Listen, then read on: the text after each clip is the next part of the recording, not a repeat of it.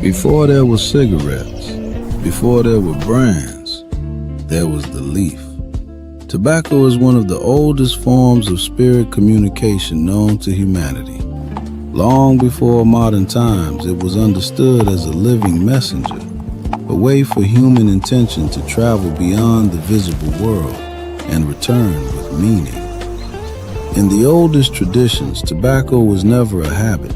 It was a bridge, not something used to escape life, but something used to speak with it. Our ancestors knew breath as spirit itself, and smoke was breath-given form. When the leaf touched fire, it awakened. When guided by breath, it carried thought into the unseen. In that moment, intention became vapor, and prayer learned how to rise.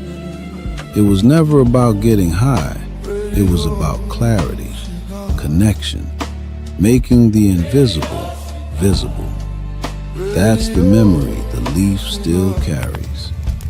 Radio Cigars. Radio Cigar. Radio Cigar. Radio Cigar.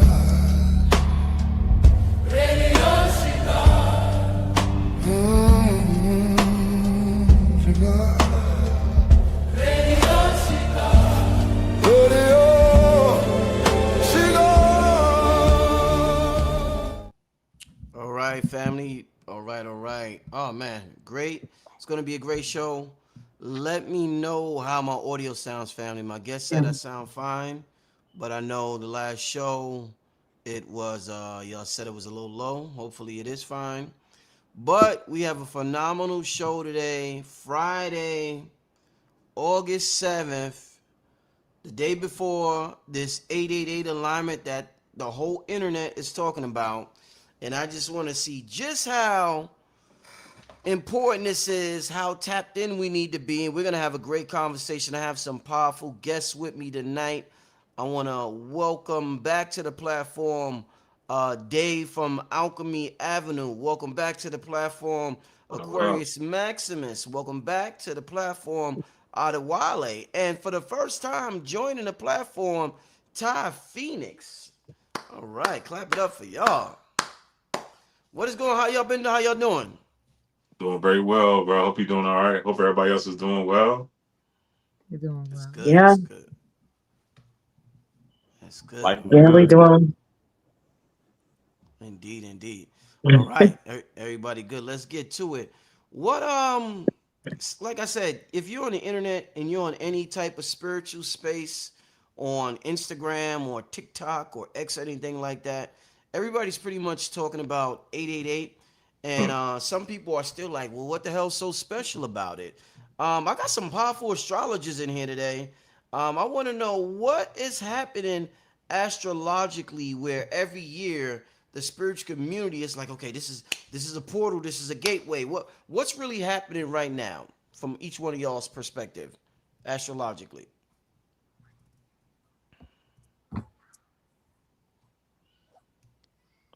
I mean, for me, shoot, this is a great time.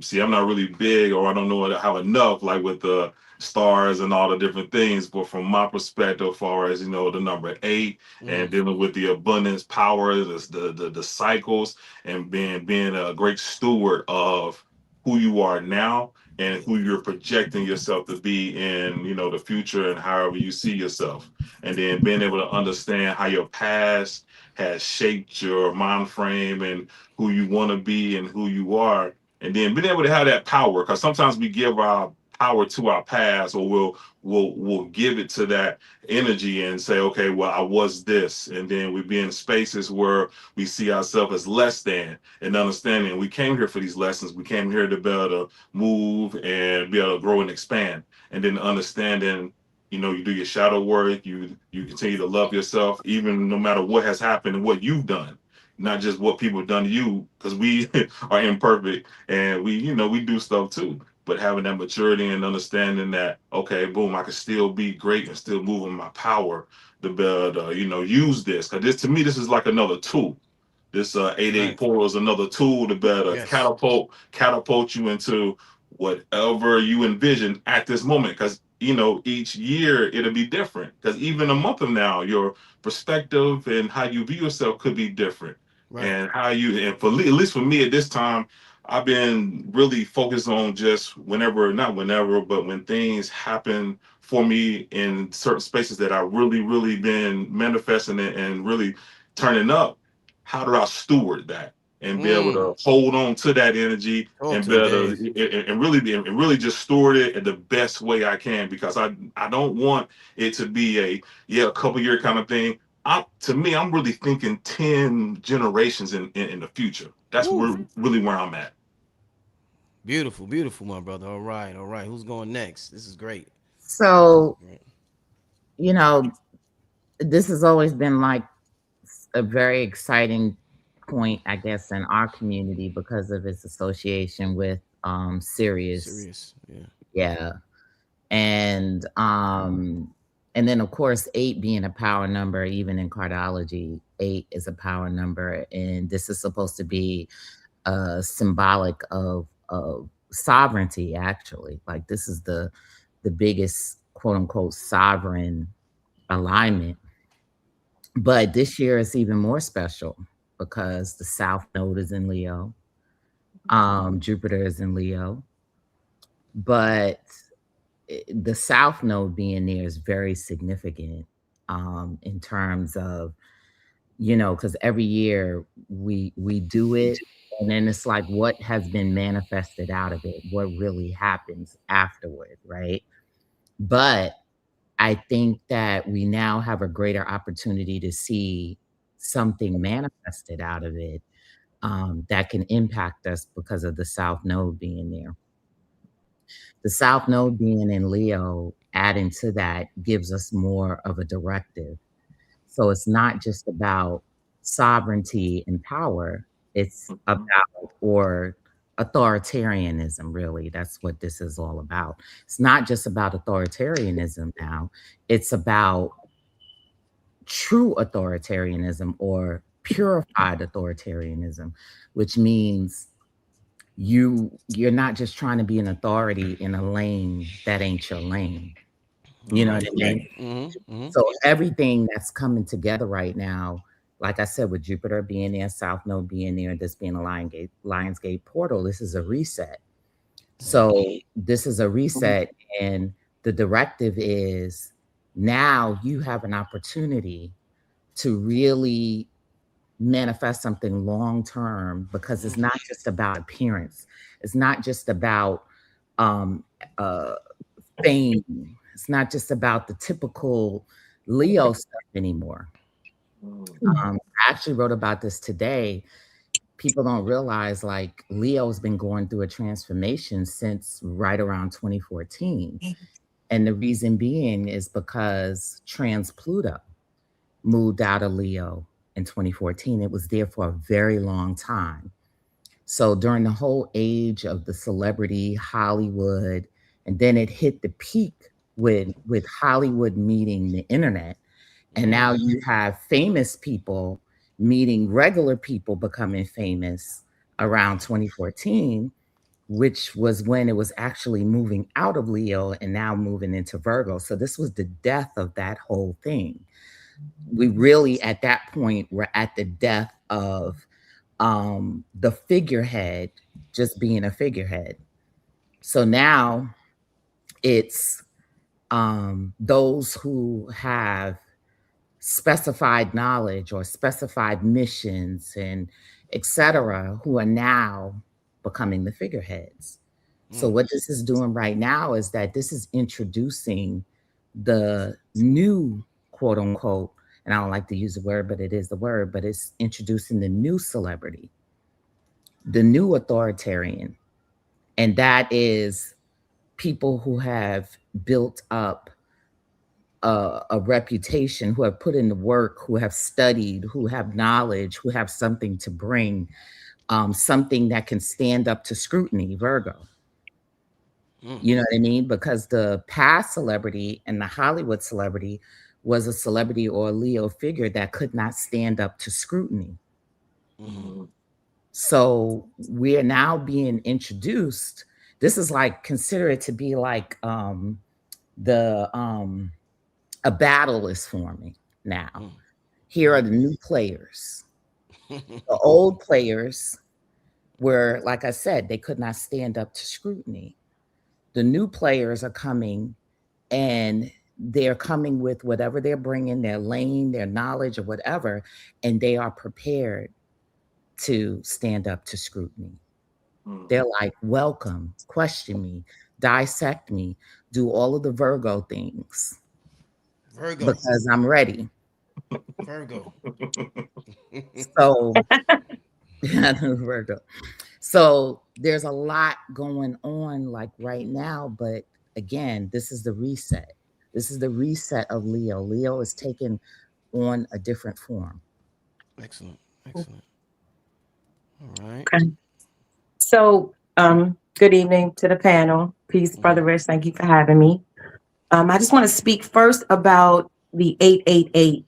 And I know it's very fascinating. A lot of times when numbers seem to mystically line up, and it seems ironic, if you will, when there's a Lionsgate portal or, you know, some sort of major astrological transit that happens simultaneously on a calendar day where numbers line up.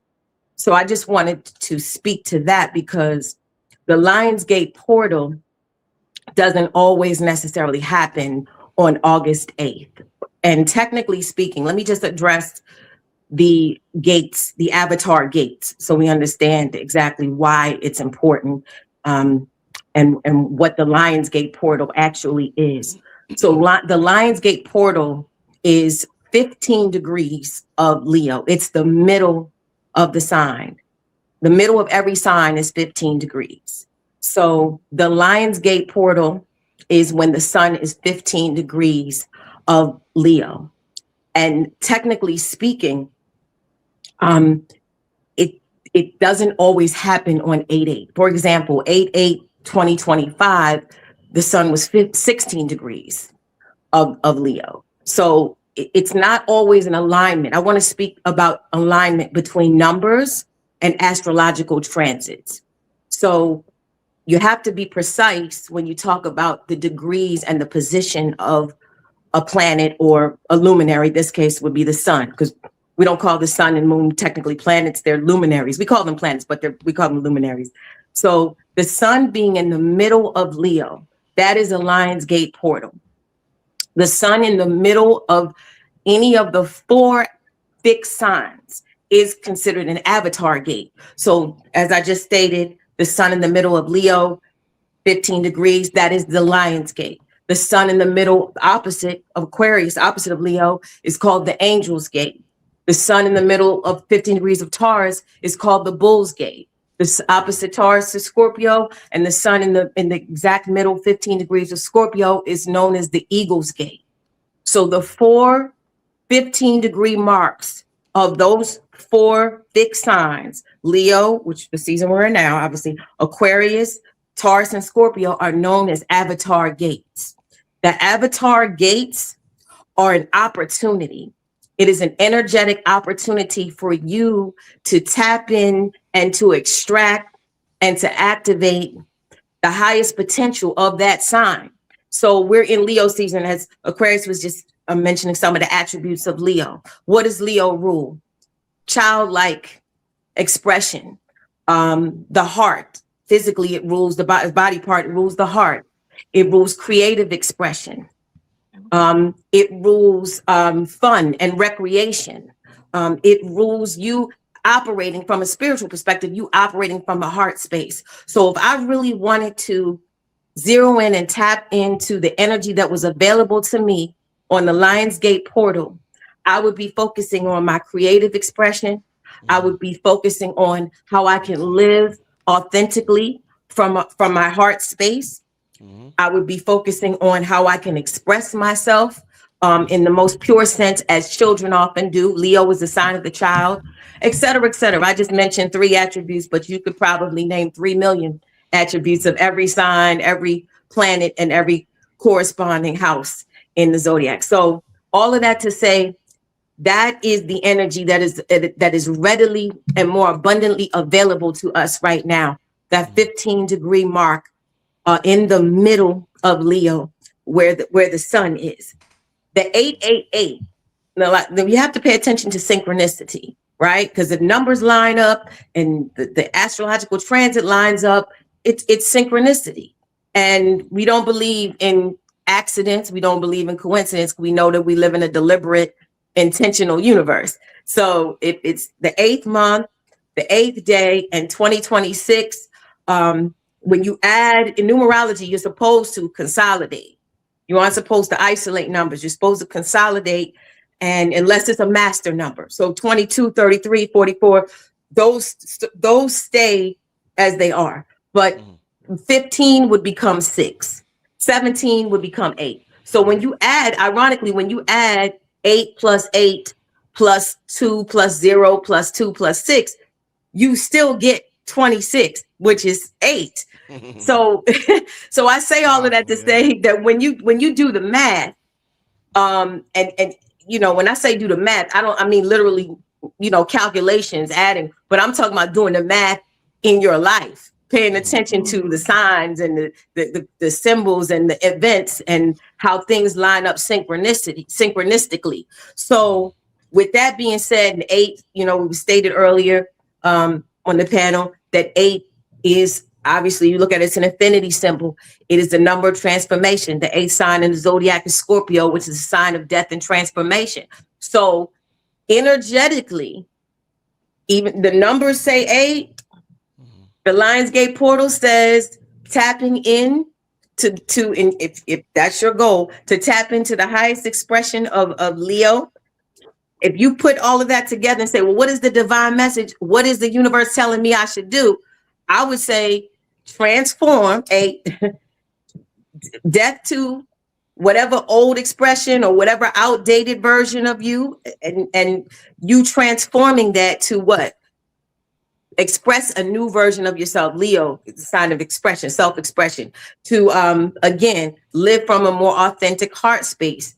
And again, we don't isolate astrology or astrological events. So we, you know, Pluto is retrograde opposite Leo in Aquarius. So, you know, again, that transformation, which is Plutonian energy, is Scorpio energy, which is 8. So the message is there on so many levels. And again, Saturn retrograde. And I wanted to say this, and I'm gonna let the next gentleman speak. But what we have here is Neptune and Saturn in Aries fire sign, Sun and Jupiter both in Leo fire sign, Uranus in Gemini air sign, Pluto in Aquarius air sign, and now Venus in its home sign of Libra air sign. So we got a lot of fire and air. That speaks to the idea of you really putting that energy behind your thoughts. You know, again, the fire, the Aries energy, like your identity, just you really feeling empowered and taking initiative to really stand your ground about who you are, and to confidently express that. Leo's also the sign of confidence. Leo's and you know, on the negative end, arrogance. I mean, every sign has a shadow expression. So we can be confident, or you know, we can be arrogant. But all of that still represents different vibrational expressions of Leo. So we got all night, so I'm gonna just stop there. But I hope that clarified, you know, what we got a nice air trine going on right now too. A grand trine, a nice one going on right now. So I guess this is kind of on point for the time that we're talking with this grand air trine going on. Excellent. Absolutely. Adewale, you want to close out that question? Yes. So how I see this with the 888 Lionsgate, what it means to us is if you do 8 times 3, that's 24, which is a 6. 6 in astrology, the 6th zodiac is Virgo. We're getting more into our virgin nature. we're becoming more purified right now. And with Leo meaning light, we're moving into a upgrade of our human existence right now, which is called Homo Luminous. So this Lionsgate is not just any type of Lionsgate, because we are in a Lionsgate that's connected to the Barbault Basset. And with Barbault Basset, this is the turning point of human history. So this is the time where they said the second coming of Christ consciousness. So this is why you feel so much light. This is why you feel so much energy with the sun. You got even people seeing a different frequency of the sun. It's even connected to how CERN is also shut down right now. So all the synchronicities of the light spectrum of our light body opening is what's happening in this Lionsgate portal. We also have the South Node that is in Leo. So all the past life where we were leaders, we was builders, all those things right now is being revealed. It's coming in our dream. So some of us is having very prophetic dreams right now, seeing what we have did in different lifetimes. And this is what we need to bring in this lifetime, because the veil is thin. So this is why we're seeing past, present, future all right now. We're seeing the Mandela effect right now. So all these things that's happening right now is for us to get us to see, how are you changing right now? And if you're not changing, this is why we have Neptune in retrograde. We got Pluto in retrograde. We got Saturn in retrograde. We got Chiron in retrograde. All the things you don't want to see, you have to see. You have to face it. And if you don't face it, this is how people are going to feel stuck with the Lionsgate portal. So this is the time you want to really see, like, what do I need to mask off with? What is the stuff we've seen from even old leaders that is not truth? You're going to see a lot of charlatans, a lot of people who's been having a lot of followers. They was big leaders. You're going to see how they've been false prophets. So you're going to see all this energy, all these things happening all right now in this Lionsgate, because the North Node is also in Aquarius. So this is the age of truth. And if it's not truth, you can't move to the heaven on earth. And the heaven on earth is the heart. It's the emerald heart. So if you're not living or being in the state of the heart, it's going to be hard to really harness and use this Lionsgate portal to manifest the reality that you want. You know, we're talking a lot tonight about manifestation. That word is coming up a lot. And one of the things Adewale just said was there's people that seeing different frequencies of the sun. Now, in terms of having access to different frequencies or different channels, I know, like in this realm, for example, like if we use the whole as above, so below thing, when we're watching television, and people could call this reality a movie or television, when we're watching television, there's something called premium channels that you can access that frequency if you pay more currency. Astrologically or cosmically speaking, what frequencies do you think exist that we have to pay more of our currency to access? Like the same way there's HBO or Showtime and we got to pay to see those channels. Are there frequencies in the cosmos that's premium, like a HBO or Showtime, that we got to pay a little more currency to access? And if so, how do we pay to access those frequencies? There's levels to everything. There's levels to everything. In terms of, it's funny you use the example, do we pay in currency? And I want Taurus and Scorpio would be the axis of actual currency. Taurus is your value, and Scorpio is other people's money and investments and value. So it's interesting where you say pay, because like the gentleman said, Chiron is retrograde now, and Chiron is now in Taurus. Retrograde. It left Aries, was there for a long time. Shout to, my fellow Chiron and Aries natives who had that. And we got that lesson about identity and how our identity has been affected in how we define ourselves in the eyes of others versus how we define ourselves independently in our own eyes by our own definition. And now it's in Taurus, the sign of value and self-worth.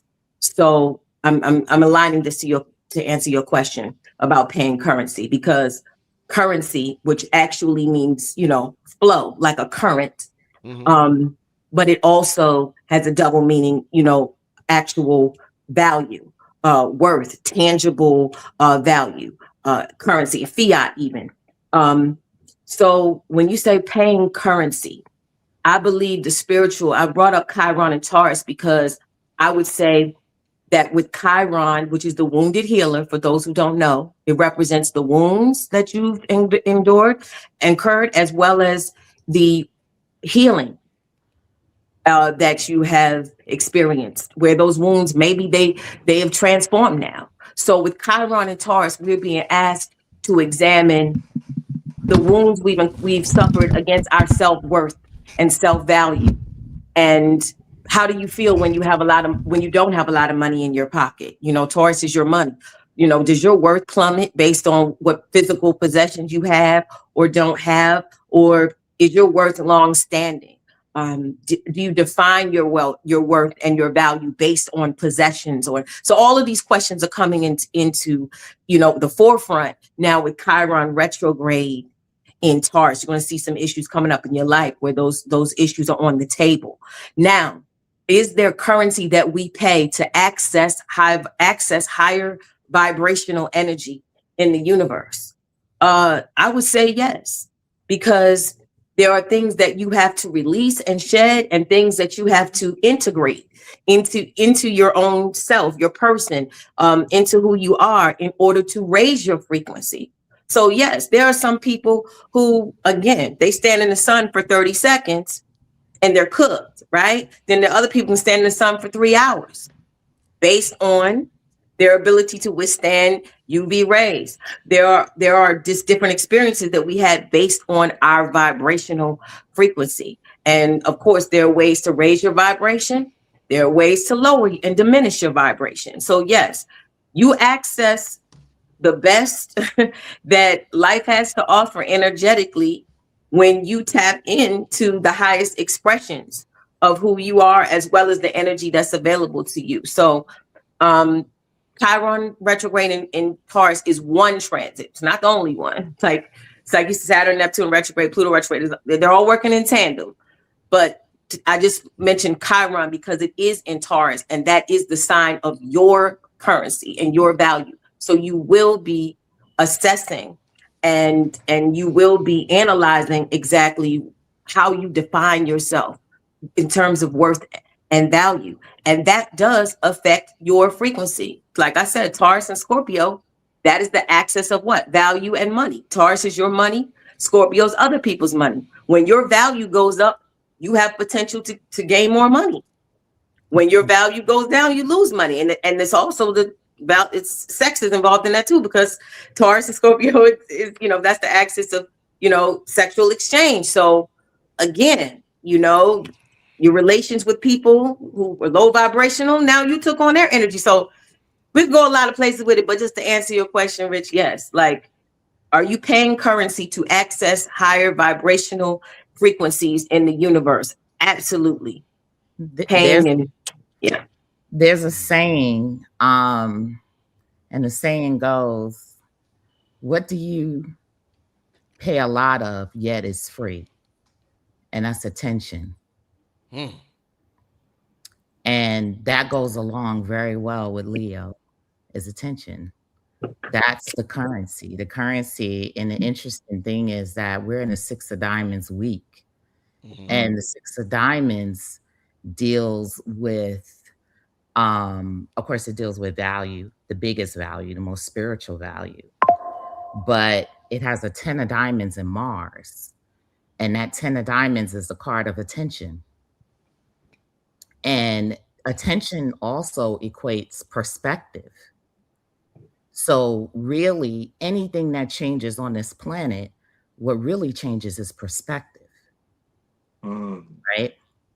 So that's what changes. And the thing is, I could stand next to you, but we're standing in two different angles. Our perspective is not going to be the same. Right. So you bring it to the level of perspective, because anybody can have a shift in perspective, and it doesn't take any money to do that.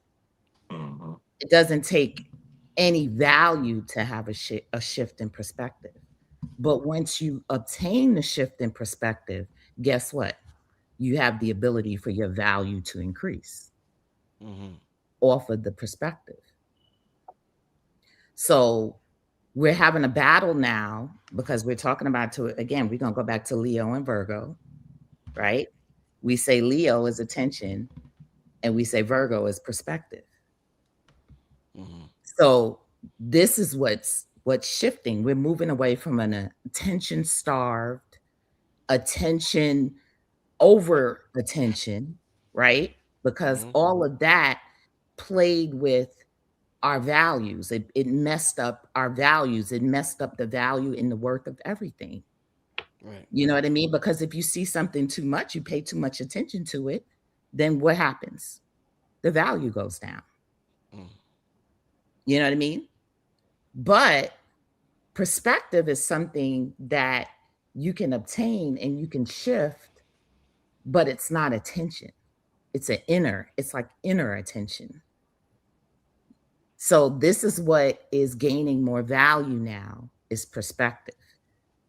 Excellent. Versus what Attention. this attention and what they're pointing at and what they're asking you to look at and say, hey, see me, hey, do this, while others are sitting back and they're making shifts to their perspective. Mm-hmm. So that's the higher side of this. You have the 6 and the 9 in cardology. You have the 6 of clubs. 6 of diamonds, and you have the 9 of clubs in cardology. So you have the 6 of diamonds, which deals heavily with that attention as well, right? So a lot of people with the 6 of diamonds, they're either starved for attention or they're paying over attention to something. And the 9 of clubs is when they graduate, because they say, hey, I'm not giving this away anymore. I'm not giving my attention away anymore. I'm not starving for attention anymore. I'm just going to isolate myself and move on to another frequency, because I can choose that by just releasing that. So that's what's going on. And that's what's shifting. Again, that's a big theme for Leo. The biggest theme for Leo is attention. Like, they need attention. You know what I mean? But Leo is going to move from needing attention, because attention is now not as valuable anymore, to needing perspective. That's where they're going to shift to. Yeah, I agree as well. That makes perfect sense. And I say yes to your frequency question. I say yes. But to me, I see it a little different far as like higher or lower frequency or premium. I see it more like bandwidth and like tuning. Okay, so like bandwidth is more like how much can you hold, and then your tuning, just as Aquarius Maximus just explained, is like your attention. So yeah, your bandwidth. So your nervous system is, the awareness and like the capacity of what you can hold in this particular realm. So your bandwidth is how much. So if you are in like a lower state, far as your particular frequency, you like yourself, then every little situation that can happen will just throw you off. You will never be able to hold nothing more. But if your bandwidth is higher, the most craziest situation can happen. Not saying you won't still be hurt, sad, or whatever the emotion is, but you'll still see it from a broader perspective, and you'll better let that situation come, and then you'll better, and I always like to say this, see things from more of a 30,000 view of the situation. And now you get to still, even though it may hurt, you still get to choose how you respond to that situation, instead of letting it crumble you, instead of letting it shatter you or do those things. Again, you still have situations that come and that can affect you, but it's, to, like she said, your perspective on it. If we're standing beside each other and you see something, I see something, it's still different, the attention of it. So it makes perfect sense, and I completely agree with you saying. So you can feel that strongly and still think clear and still be able to move through. And then that could even show you your growth. Because even a month ago, a year ago, 2 years ago, that could have happened to you, and that could have completely took you to another place of darkness or whatever that is. Now you get to show proof to yourself, because it's one thing for somebody to say, oh, it looks like you're growing, or I see it changing you. That's all good and well when you get that external validation. But when you can say to yourself, oh man, that would have destroyed me a year ago, and you still can be, have your shoulders up, and still, even if you crying, but you still got your head up, you still smiling, you still like, okay, I got this, and you're still in a space where I understand everything continues to work out for me no matter what I do, excluding nothing. So to me, that's just how I see it. Can you reiterate the question again so I can answer the question? I forgot, honestly. Indeed. No, indeed, Adewale. In this realm, when we want to tap into frequencies, like channels are frequencies, the different channels we could view. Some of these channels you got to pay extra money for, like HBO, Showtime, channels like that, and they're premium channels. So if we have premium channels in this realm, I want to know, are there cosmic channels or frequencies that are premium that we have to pay more of our currency to have access to those channels or frequencies the same way we do with our television set? Yes, and this is connected to a book called The Emerald Tablets of Thoth. He talks about J-U-T, Thoth, Hermes, Mercurius. He talks about how in the heaven on earth, you actually have to have a certain level of light body to move into that earth. If you cannot fully own a certain light body, you cannot access that information. Right. You can't access that information. So you are a person that wants to be a master. You have to train, you have to prepare, you have to pay the price to be a master. So a lot of people feeling like, well, since I'm Source, since we are everything, we are connected to Source, we feel like we're all at the same levels of playing, but we're not. You got to go through the trials, the tribulations. You got to go through the hard times. You got to go through the failures. You got to go through the experience. And the more you keep going through those things, it opens up your bandwidth. And then then you see a different perspective. Then you have a different perception. Then you have a different personality. Then you have a different personal reality. So you have to pay the price to play. And when you pay the price to play, this is when you start to see premium things. And this is when you start to tap into your mastery of things. Excellent. Excellent. Yeah. Wow. Yeah. Y'all did your thing with that question. Since we're talking about, the natural currency that we give off, and I believe it was Ty Phoenix might have mentioned love. I'm not sure. I heard love somewhere. But when it comes to love, and if love is one of the most, because now they say authenticity is the most powerful frequency, but if love is the most powerful frequency in the universe, and it's so important for us to access, like Adewale said, this light body and access this realm, why does the more love a lot of people notice the more love that they express for themselves and tapping in their light body to be the best version of themselves, it causes so much hate.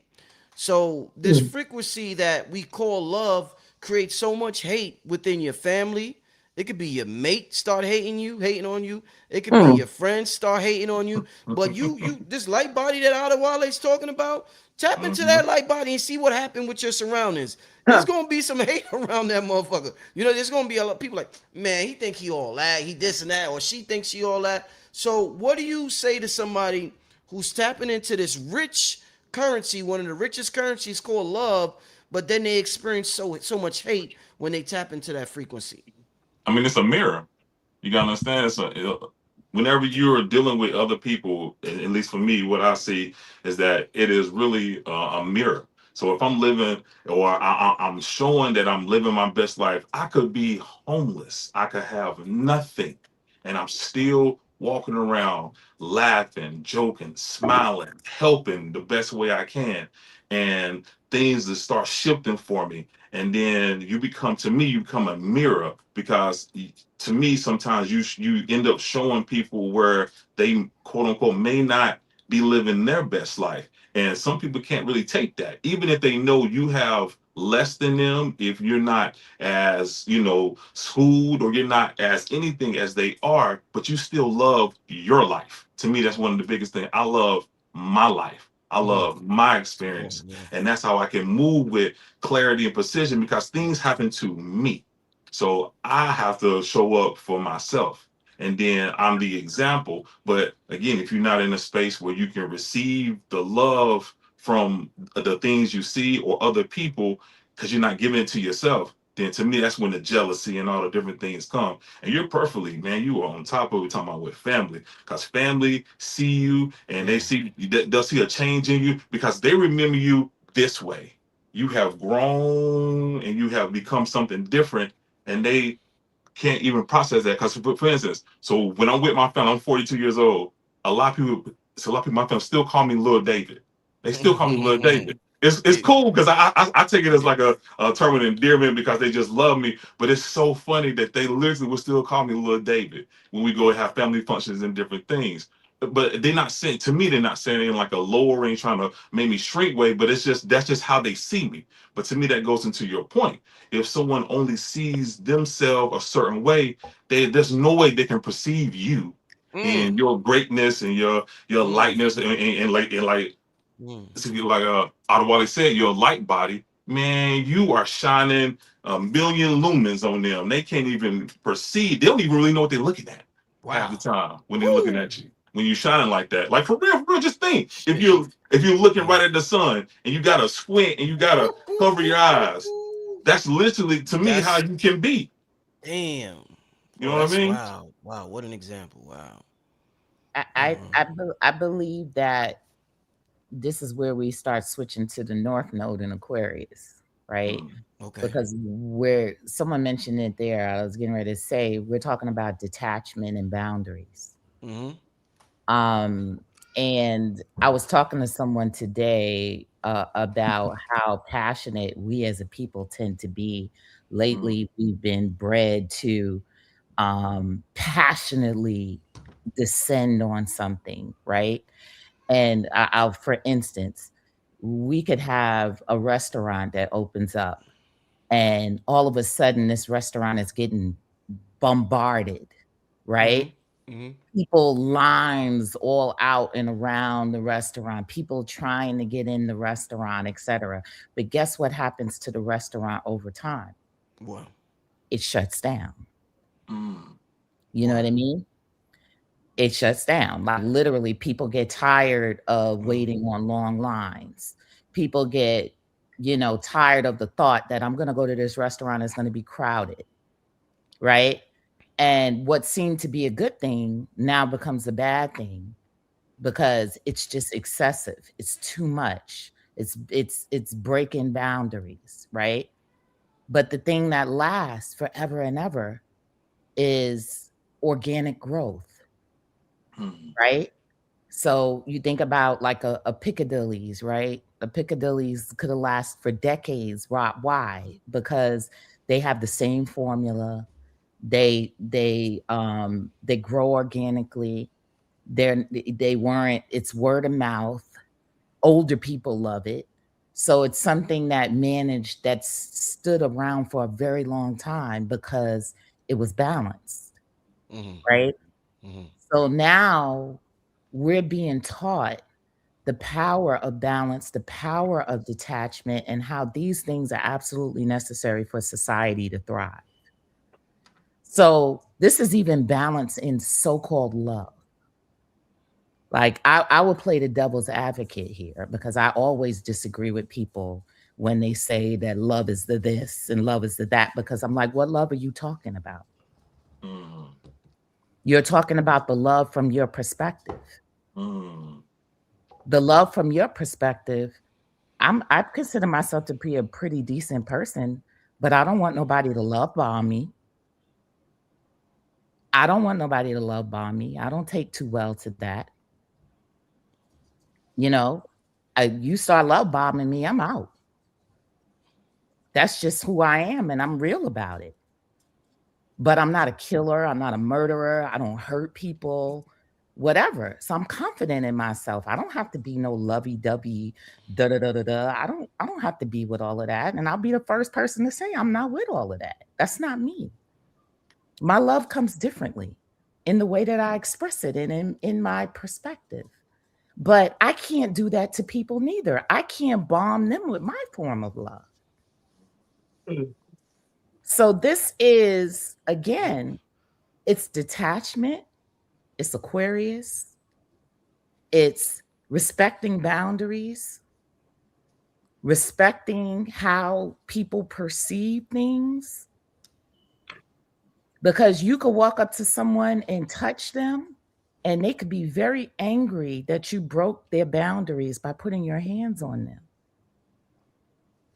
But you just were trying to express your way of love. So we're being taken on a different path right now so that we can enter the interdimensional realms and we can be exposed to other beings. Because maybe there's a being that if you touch them, they're going to disintegrate. What the heck? You know what I mean? You're going to kill me. So we're being taken down this road of boundaries and understanding and perspective that all love isn't the same. Anything isn't the same. Welcome to the universe.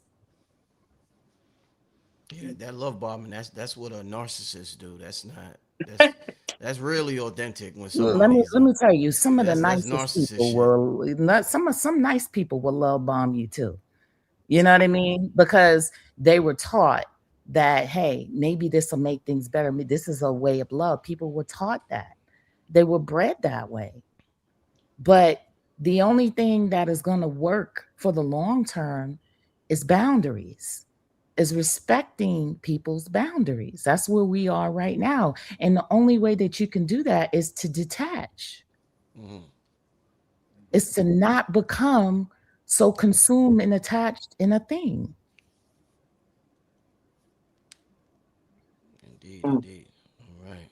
But to answer your question about why is it that the amplified expression of love inside of you sometimes triggers maybe hate, as you use the word hate in others, or I mean, if we want to branch out to different energetic expression, animosity, vindictiveness. It could be, I'm sure there's many other, envy. I know that was mentioned. Jealousy was mentioned.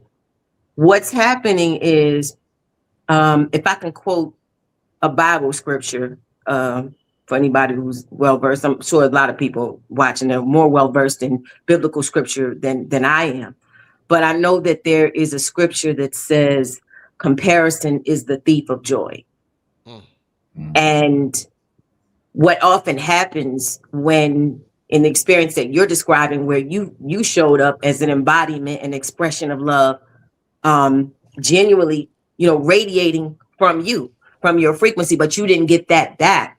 What's happening is, just in the most simplest terms, people are often comparing themselves to you, comparing your persona, your demeanor, your energy, your frequency, your vibration. They're comparing how they feel internally with what you're radiating externally outward to the world. And comparison is the thief of joy, meaning that you will not have joy when you constantly compare yourself to what you encounter in the outside world, because everybody's here with a different set of gifts, a different birth chart, different challenges, different strengths, different talents, different lessons. We all, we're all cohabitating together here on this plane, but on Earth, but we all have different instructions. So when you compare yourself, there's a very, very large chance that you're going to not have joy in that experience. So that's what that scripture means.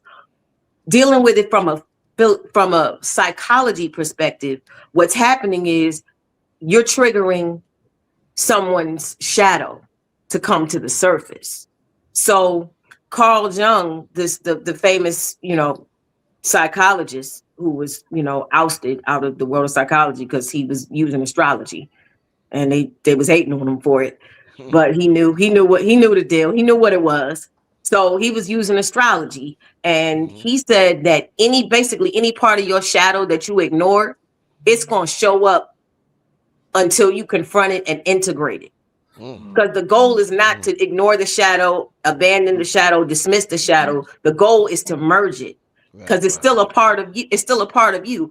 I saw a dope post the other day where a sister was like, it's no longer me versus me.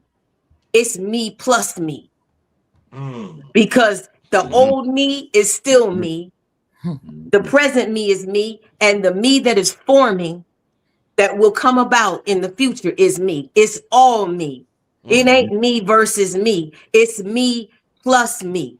And I said, whoa, I had to like that post. You know what I'm saying? So when you say my love is triggering your animosity, my upbeat demeanor, because I'm happy about my life and I'm optimistic about what's going on for me, that's triggering some sort of insecurity in the next. What you're doing is you're causing them to confront the shadow that they do not want to acknowledge. So you are an outward manifestation of that shadow that they're running from. And we all do that to each other at different times. And just when you do shadow work, though, when your shadow taps you on the shoulder and say, hey, did you know we had this issue? You don't run from it. See, a person that is open to knowing the different aspects of themselves and not denying certain aspects of themselves, they're doing the shadow work. They stop and reflect, and they're introspective and say, okay, what is my shadow showing me right now? Rich is smiling every day. Rich is, he seems to be energetic, optimistic, but it's making me feel uncomfortable. What is that showing me about me? That's what you're supposed to do. You're not supposed to project outward into the world and punish people for shit they didn't do. You're supposed to go in within and examine that hidden part of yourself that you didn't even know was available to you. So that's really what's happening is. And shout to anybody who has Pluto in the first house. Shout to Scorpio risings. You know this because that is one of your assignments in your chart. You trigger the shadow in other people. That's what Pluto does. Pluto is what's deeply buried and hidden. Wow. So when you have Pluto in the first house, or the ascendant, or you have Scorpio in the first house, this is something that you just do by just existing. Wow. Interesting. All right. Okay. Funny how she says this, because I actually have Pluto in the first house. Me too. And I love what you said because it's connected to my own individual experience. I've seen like in my life, and it's also connected to the zodiacs. My father is a Aquarius, and just certain aspects of him I didn't want to be.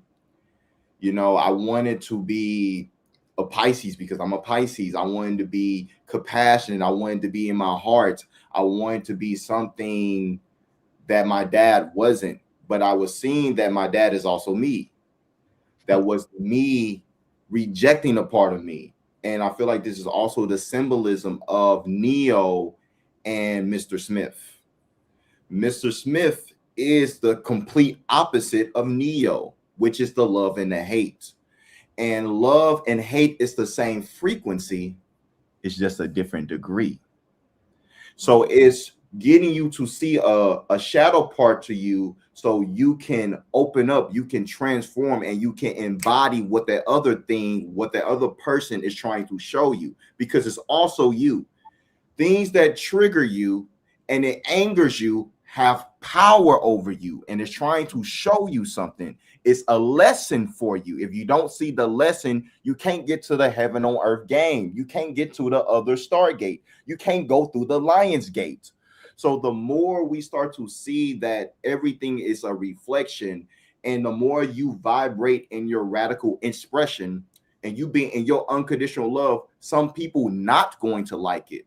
But that doesn't mean you should feel bad. You should just keep being you, because the more you keep being you, you're going to reflect to them, yo, you need to figure this out. You need to grow from this. You need to stop hating. And if they see that lesson, they can see how you are inspire them to grow, then seeing that they're trying to get you to diminish who you are. So I think this is a deep meaning of seeing that love and hate is a big lesson for all of us on earth. And the more we lean into growing from the hate and moving from the hate, this is when we can go into the unconditional love of what we all need. And unconditional love isn't just one thing, it's multi-dimensional of things. One person might like green, another person might like blue, another person might like red, but it doesn't mean it's a bad thing. It's just a different things. It's just a different perspective that we all need to see. Indeed, indeed. You know, as we talk about the 888 and the Lionsgate, the word Lionsgate keep coming up. I want to talk to y'all a little bit about the lion's heart. And people, when you hear the word lion's heart, you think about bravery. Sorry about that. No doubt. My computer. You think about, you know, if we talk about the lion's heart, the lion, when we hear the word lion's heart, that's known for people who, you know, who's tapping into their bravery, who's tapping into their courage.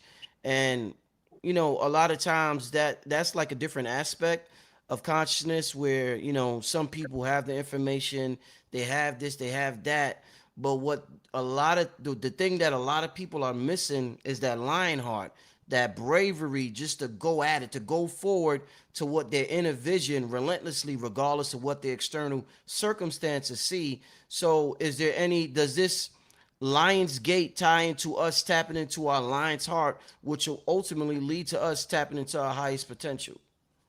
Oh yes, very much so. This is definitely this, like we mentioned earlier. I think a few of us mentioned it about the courage and about the creativity of things You know, to me, you can't have bravery, courage to step out there and do the different things you do unless you really, really, really understand who you are and understanding how powerful you are. Granted, we still do it from a day to day because we may do things we don't want to do, but I I like to do stuff, and I like to say I like to do things well. It's one thing to just do the thing, but I like to do them and do them well. So to me, having that creates see that bravery to create, the bravery to find time to create, because a lot of people, especially men, especially the ones I talk to at least, they always say, man, I appreciate you showing your gift and doing different things because man, I can't do it. And I just walk them through, man, yes, you can do it. You just gotta have, I do say courage, or man, you just gotta find that time and just start in small increments. But to me, it's another layer to that. I think it's about trust as well. Do you even trust yourself to be able to move like you want to move? Because a lot of us, because we we're so scared, we're so programmed that you can't do it, or why would I do it, or that doesn't look like something I would do. So now you're scared. You're oh my God, I don't know if I could do that. I don't want to do that. We actually talk ourselves out of these situations to better be brave and be strong and be courageous. Because to me, it is a little fearful if you haven't been in a space and you try to just go out there without understanding what's going on, like the small nuances of a thing. But again, once you secure with yourself, and to me, you don't have to necessarily be all the way secure either. To be honest with you, you can just say, I'm tired of living in lack. I'm tired of being fearful. I'm going to just go. And to me, once you have that kind of energy, and granted, not saying you're going to go and I'm not going to just be a doctor or something, nothing serious like that, but something in your lane of just creativity and being brave to better do those other things that you've been wanting to do. Because to me, a lot of things that we've been wanting to do and a lot of things we're scared to do, we've always been told or nudged to do those things because spirit, God, universe, source, however you want to articulate that, has always been whispering to you, do this. You in this situation, speak up. No, you don't speak up. Okay, now they got to find a different way to get you into the space to better do those kind of things. So that's how I see it. Indeed. It's interesting that you're talking about speaking up because a couple of months I wrote about it. People, when it comes to Leo, people focus so much on the heart, when in reality, the lion roars is an expression of the throat chakra. And if you know most Leos and you deal with Leos, you know that that is how they express their courage, is through their words, through their throat chakra, which is, by the way, the 7 of clubs. Your card, Rich, is the maybe it's in expression. Is the expression of the throat chakra. Yeah, you told me. I So remember you told me. yeah, exactly. And that's a big, big Leo thing. Again, when they're showing a lion, they're showing a lion roar, right? And that's when the expression comes out. And if you know Leos, you know that typically when that moment where they really have to get something out, where they're known to be courageous, etc., it usually comes with the expression of words. My sister's a Leo. I have a friend that is a Leo. And both of them, when they have to say something, they're going to say it loud and proud. Right? And that's the hallmark. And that's why that's so important, because a lot of the intellects and the intellectuals and the people who get the knowledge, etc., right? They could go for the rest of their life not really expressing the things that they learn, or even teaching the things that they learn and bring it to the world, because of their fear, because of the lack of courage to do so, because they're so worried about what people are going to say or what people are going to think about these new ideas or all of this creativity that they have to share. A singer will get on the stage and afraid that they're going to get booed. You know what I mean? Like that, but they're going to get out there, and guess what? They're going to do what Lauryn Hill did the first time she got on Showtime Apollo, and sing even louder, sing even harder. So it's the expression of word. And it makes sense because in cardology, Leo season falls between the Queen of Clubs and the Jack of Clubs. And those are both masters of expression, masters of verbalizing things. Excellent information tonight. Woo. Leo is the sign of confidence. I'm sorry, Rich, you were about to say something. No, I think you didn't speak on it yet, Adewale. I did. No, Adewale. Okay, yeah, I know you had to close out. Yeah, but go ahead real quick, Ty, and then he could close out the question. Yeah, I was just gonna say quickly, like Leo is the sign of confidence, and Jupiter is the planet that makes everything bigger and amplified, and Jupiter is in Leo right now, so you should be super confident. You know what I'm saying? Like wherever you really have Jupiter in your chart, by the way, that's your superpower. So, I don't want to be the Virgo rising that overanalyzes it and tells you not to be brave. I'm a Virgo rising, not to tell you not to be brave and not to take that step forward. But I am a real big advocate for retrogrades. And retrogrades allow you, well, they instruct you rather to review, reassess, and revise even, right? And just like chess versus checkers is a bunch of moves. Chess is the right moves. So I believe in, of course, being confident and being brave. But when you have Saturn, which is retrograde in the first fire sign, Aries, the one that says I am, the one that says this is who my autonomy, this is how I define myself. But Saturn, the planet of discipline and responsibility, is retrograde in the first fire sign. Leo is the second fire sign. The first one is like, Saturn is retrograde there. So I'm going to say that in this time, yes, super confident, super charged up, it's fire, super passionate, all the things that fire represent. But I would say still take this time to reassess, to review all of those issues that maybe you have to restructure. Like Saturn again is discipline, it's consequences, and Saturn is retrograde, so you might have to go back and look over some things. So just like an archer, when you finally do let that bow, when you let it go, you can really hit the target. So I'm definitely, and somebody who has South Node in Leo and Mercury in Leo, I got planets in Leo, so I definitely believe people should show up and show out. I'm never going to tell people to go hide and, you know, minimize their greatness. But again, I feel like with Pluto retrograde opposite Leo and Saturn retrograde and trine to Leo, I think there's an additional instruction there besides just charging forward because you feel like you're right and you feel like you're ready and you feel like you want to take on the world. I think this, you know, and Chiron, retrograde, squaring Leo. You know what I'm saying? Chiron talking squaring Leo, Saturn retrograde, trine Leo, like Pluto retrograde, opposite Leo. There's a lot going on that's telling Leo you got some work to do. Yeah. So I don't want to rain on your brave parade, Leo. Rich with the Leo. Y'all realize we got all this Pisces Virgo going on here. I'm Pisces rising, Jupiter Pisces, Pisces Sun, Virgo rising, Virgo Sun, and I don't know what you are, brother Alchemy, but I guess you got some Pisces or some Virgo. Dave, what sign are you, Dave? I'm an Aries rising, and yeah, I'm a Pisces. Someone know my sun sign is Aries. I'm a Pisces rising. Pisces rising, yeah, Pisces rising. Here, I noticed the Pisces Virgo thing going on. I was like, oh, look at that. And I got the moon in Pisces. Uh-oh. Wow. Okay. Interesting. Yeah, I'm a Pisces Sun, Pisces Mercury, Pisces Mars, Pisces Saturn, Pisces Stellar, all in the 4th house. So, oh shoot, I'm a real deal, holy deal. Pisces.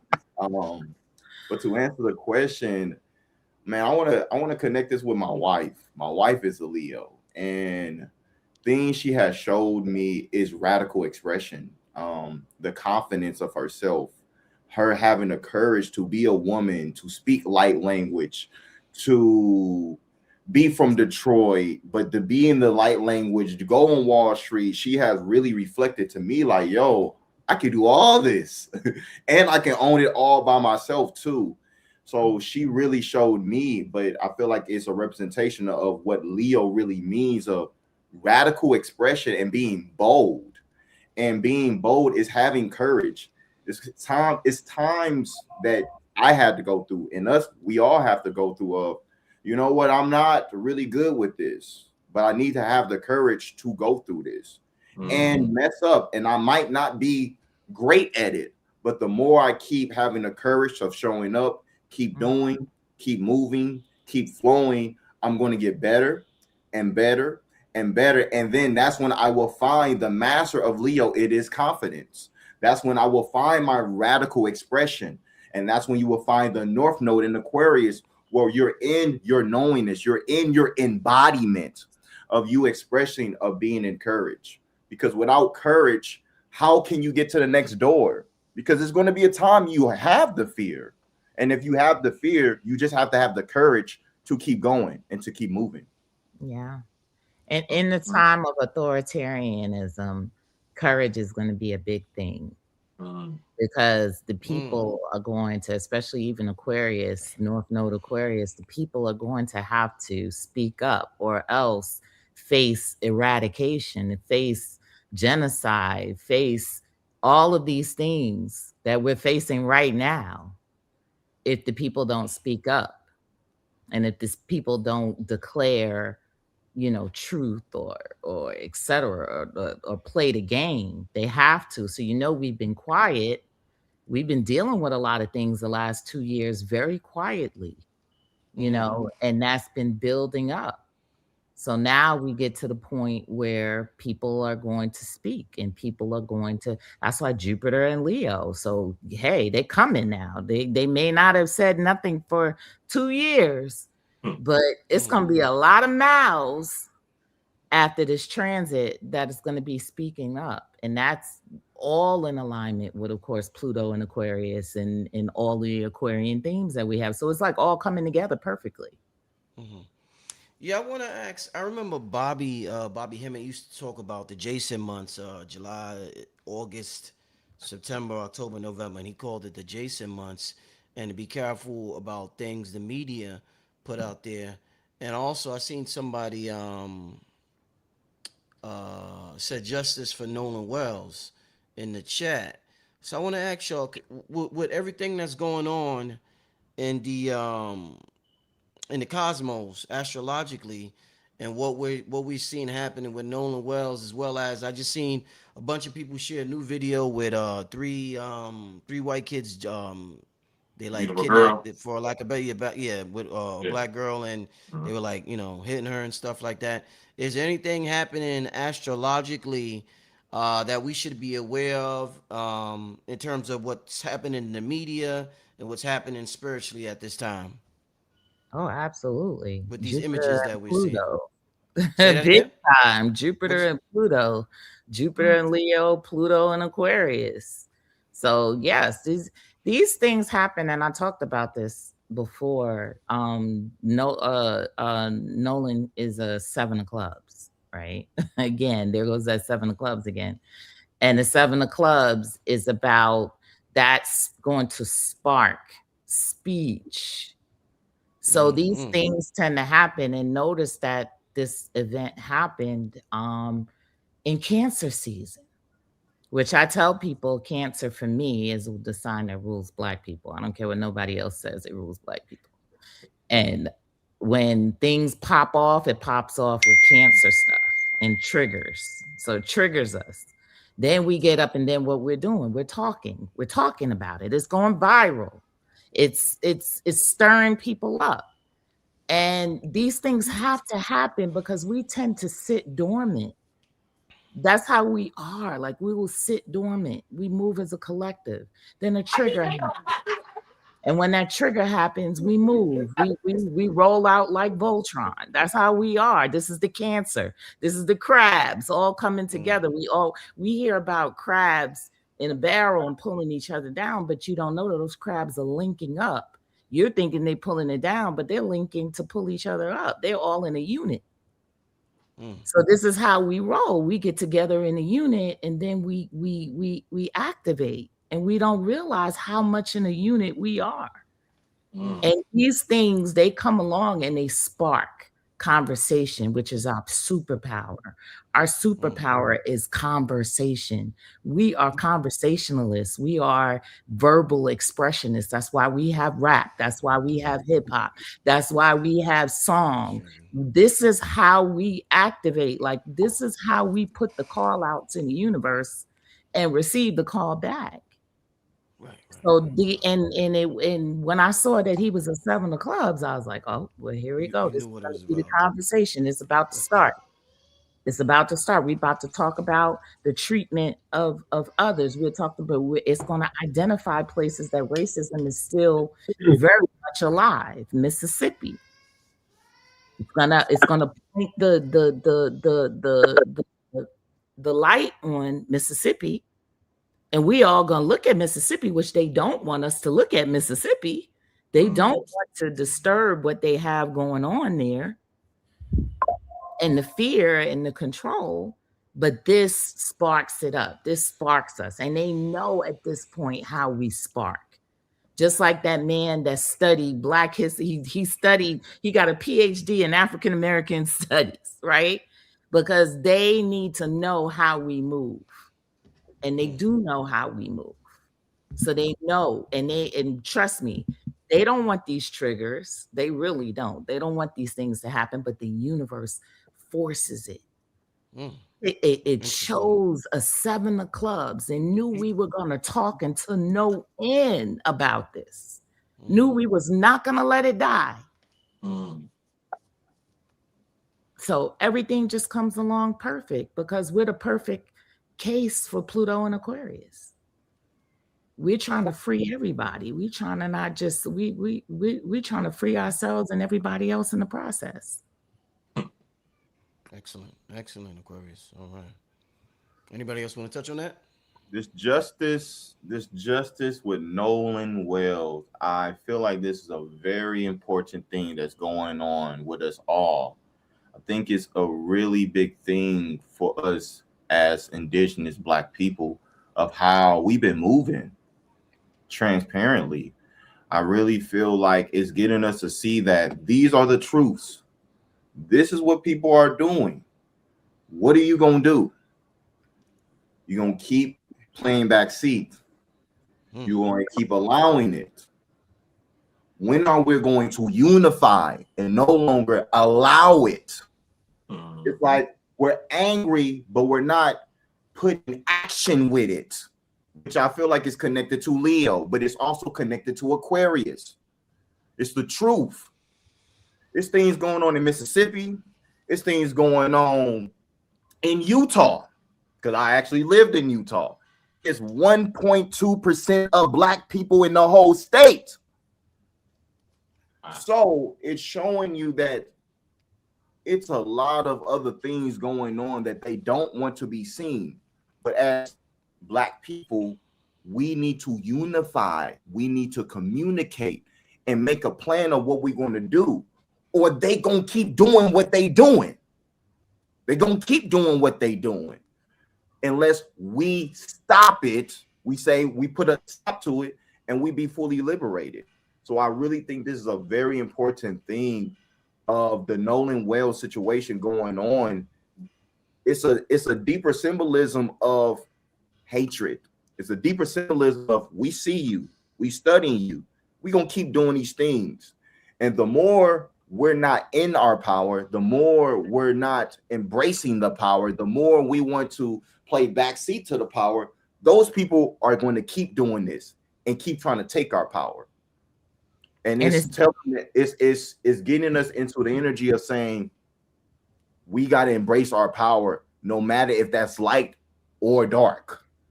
It's interesting you say that keep happening, because Nolan Wells as a 7 of clubs is related to Emmett Till as well. So they both related. And if you look at it, the death, this what do you call it? Mississippi is an 8 of clubs, which has the karma. The 8 of clubs is ruled by Mars and Neptune. So you're talking about murder and water, right? So what happened with Emmett Till was that the murder happened and then they tried to discard the body in the water to cover it up. So then you have Nolan Wells, which the murder likely happened or something happened and then he was discarded in the water to cover it up. So this is what they do. And this is literally in his cards. So this is a repetitive karma of that place, you know, and things happen repetitively because it's going to trigger you. It's going to trigger some, okay, I'm going to think back to Emmett Till. I'm going to think back to this. And I know something happened. And we're going to keep pushing to expose our 7 of clubs to reveal the truth. Ty, you want to touch on that? Yes. With respect to Pluto, which is, you know, death, rebirth, and Aquarius, which is humanity, I think on a larger scale, not even really just zeroing in on one particular case, unsolved case, but what I'm seeing is just this struggle where humanity is really being able to see itself because there are parts of humanity that are just being unearthed. And that's what Pluto does. You know, it's things that are buried. But for about 3 weeks, just until recently, Neptune, which deals with water and deals with lies and deception. Neptune was 4 degrees. Pluto in Aquarius was 4 degrees. And Uranus and Gemini was 4 degrees. It was a 4-4-4 going on for a long time. Shout to Brother Blue Pill, right? 4-4-4. But that 4-4-4 configuration was going on for a long time. So we had the Neptune, the deception, being aspected by Uranus, which is shock and revelation. You know, was in Gemini, which is information. So shock and information. Pluto was for, again, dealing with things that were hidden. So it was just this dynamic of information that possibly was distorted, information being left out, excluded, information being completely changed around, hidden, and things coming to the surface. So I do believe that as in the upcoming months, as Neptune goes direct, more information that possibly was not correct we'll probably see is other aspects happen in astrology to Neptune. You will probably see a lot of information surfacing about these particular cases. I think that it's really what is happening on a minor scale and on a larger macro scale in humanity is people are seeing their souls. You are seeing the ugliest parts of humanity that need to be transformed, and you're seeing some of the more magnificent aspects of humanity. But it's all there because Pluto again is power, and Aquarius is the people. It's power to the people, death to the people. Pluto and Aquarius, rebirth and transformation of the people and humanity. Pluto and Aquarius, and again, opposed by Jupiter in Leo. Jupiter makes everything bigger. So we talking about just a massive transformation, a massive unearthing. And I think just what I'm seeing, if I can't isolate just one particular popular story, I'm just starting to see, you're starting to see people's souls behind the avatars. It's almost like the soul is outside of the avatar now. Damn. You know what I'm saying? Like if you unless your eyes are just closed and you're just not paying attention. But yeah, so it's about Nolan Wells, but I ain't gonna lie to you. I saw 2, 3, 4, 5 disturbing stories today, and I was like, wow, people are really struggling. Yeah, it's like a lot. I just did a video. I forgot who I did a video with, and I was asking about what's happening right now, cosmically, and with what's going on with mental health, with our mental health as a collective. Because I went to New York and it was like 60% of the population was crazy out there. I'm like, what happened in New York? I mean, Jesus Christ. So, and we just, a lot of us seen, like I said, so many of these videos being shared. We definitely got to watch what we see. But somebody sent me a video of Perez Hilton. I'm like, oh God, I can't watch that. Dude was covered in blood. So I'm like, what's going on with the mental health right now? And what's happening astrologically, Lionsgate, all of that. Is there anything that's making people like experience more psychosis right now? I think that's a phenomenon that really started with Saturn going through Pisces and then crossing into Aries. You're going to deal with a lot heavy mental health stuff, right? And then now you have the opposite, Neptune, which rules Pisces, now in Aries. So it's still bringing the Piscean 12th house stuff into the first house, And so I think we've had a long period in which people can no longer run to the things that they normally run to be able to escape mental problems, right? To be able the escapes are not working. You know what I mean? That's deep. Like the typical things that people escape to are no longer having the effects, and that's why even drugs now with the popularization of fentanyl, which straight just kill you, you know what I mean? Out there, and now you're finding fentanyl even in marijuana and weed, and you're finding it here and you're finding it there. And this is something I said right before that transit. I said, y'all better stop them drugs because they're gonna just kill you now. They're just going to kill you. And that's exactly where it's at right now. People, they blame, because they're putting fentanyl in there, but this is karmic. This is going to be the only thing that's going to break you from these addictions is death. You know what I mean? So that's just the last thing that can happen. Everything is at the 12th house. Everything was there. Neptune was there. Saturn was there. The only thing that can break you now is death. So that's what'll come your way. My dad had a very long addiction in his life, and he passed away 2 years ago. Finally, I thought my dad was invincible.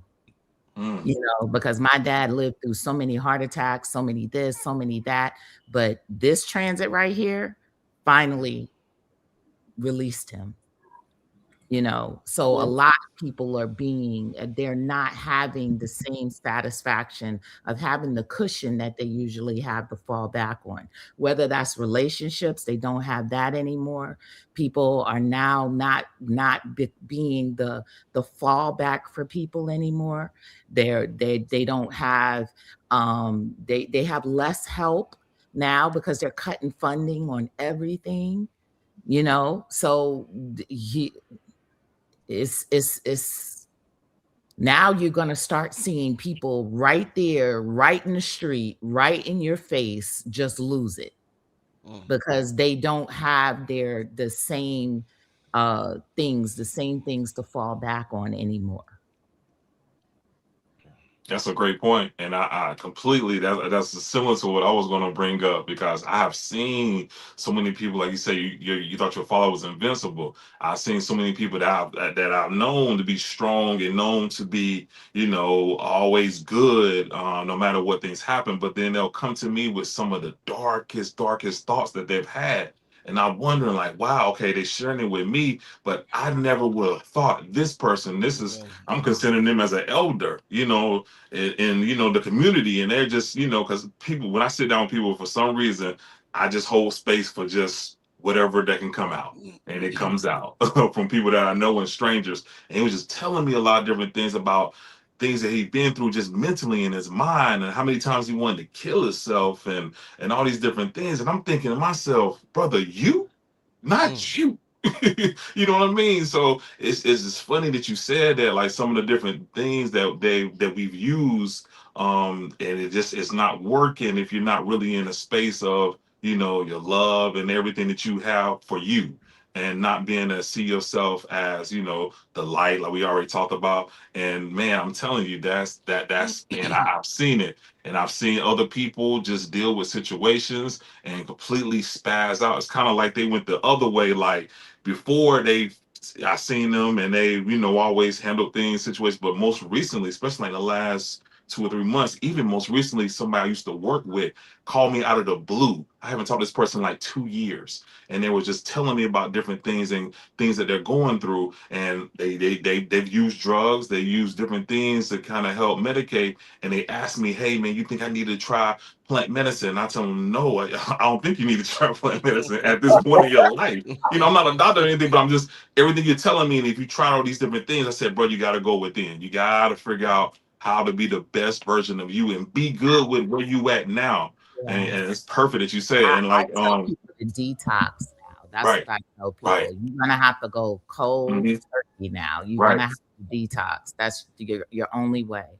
There's no other drug. There's nothing else that's going to help you. You're gonna have to cut it. right. Yeah.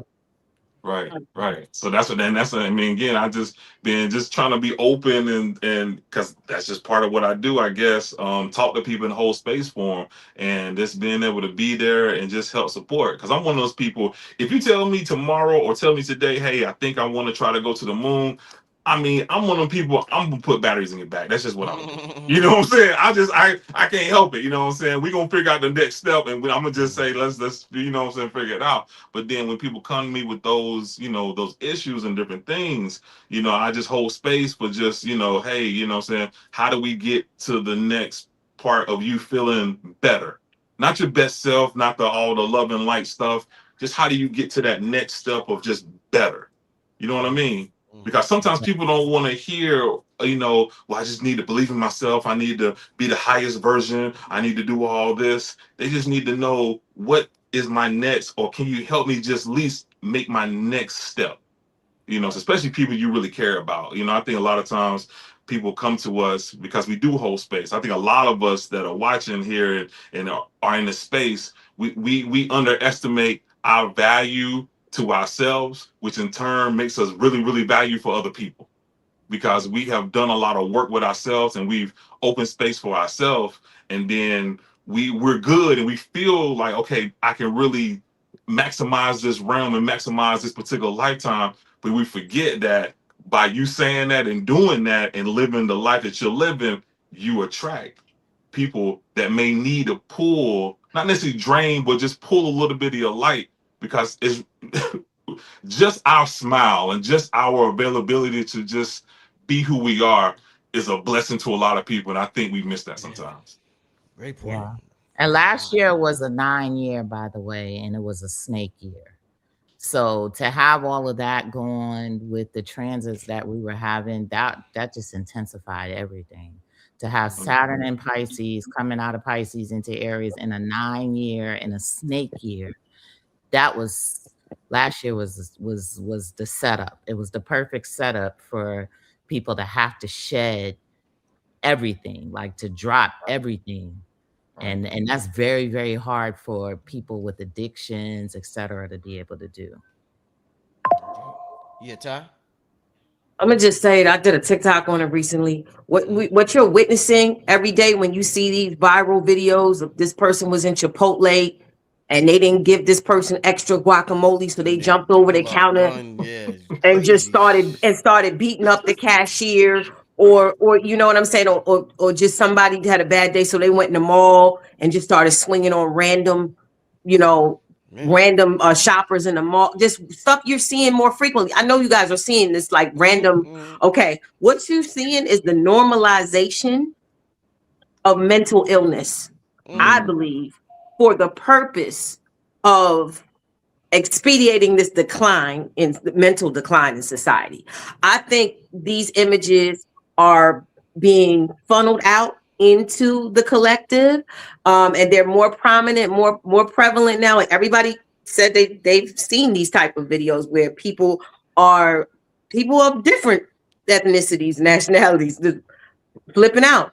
There is a crisis of undiagnosed behavior.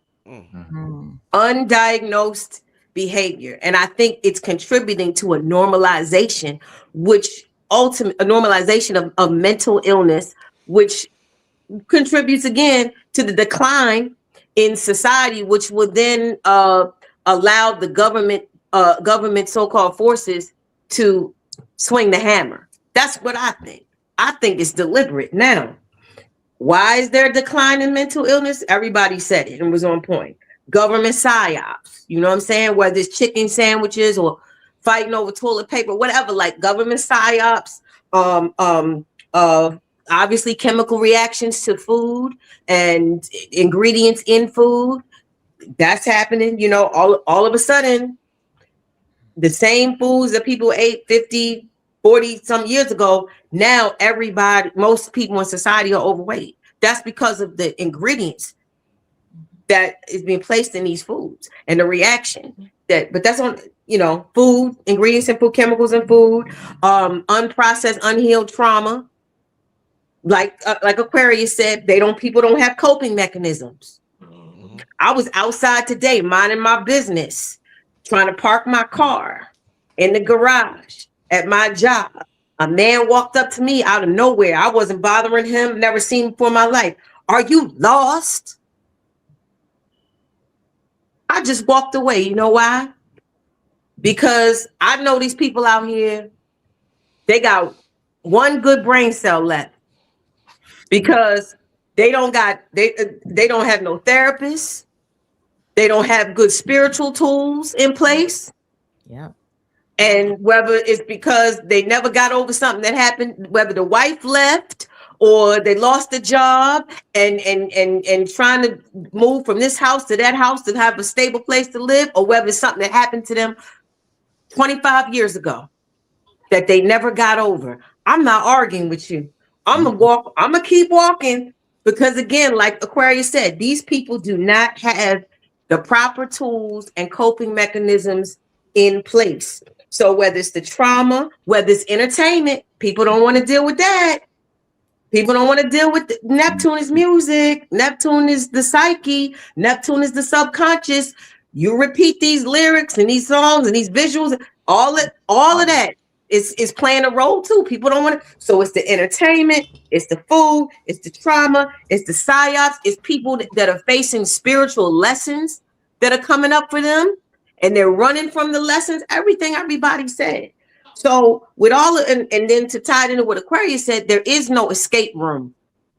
So now you've been dealing with some trauma that you been processed when you was 4 years old, and it's just been compounded with other additional trauma that you've incurred over time through your teen life, adolescent, adult life, whatever. And then this, who knows, the economy. I don't know. It don't matter really what the reason is. People don't have tools in place. So I just moved to the other side of the street because, and I'm gonna leave on this because why? These people got entity attachments on them. Let's really do, because you're so low vibrational, because you never did get the therapeutic intervention, you never got the spiritual help, you never did the internal work, you never did the shadow work. So now you're a psycho and you're so low vibrational that entities attach themselves to you. You have entities that are expressing. It's almost like the movie with Denzel. It's like people touch hands and then the entities go from one person to the next because you're so low vibrational that those entities are using you as a host. They are using you to express their energies. And I'll just keep it real. Somebody like me, I mean, I know myself. I know my chart. I know my energy. I know what my divine instruction is. So I know that there are entities that don't want me to achieve my mission.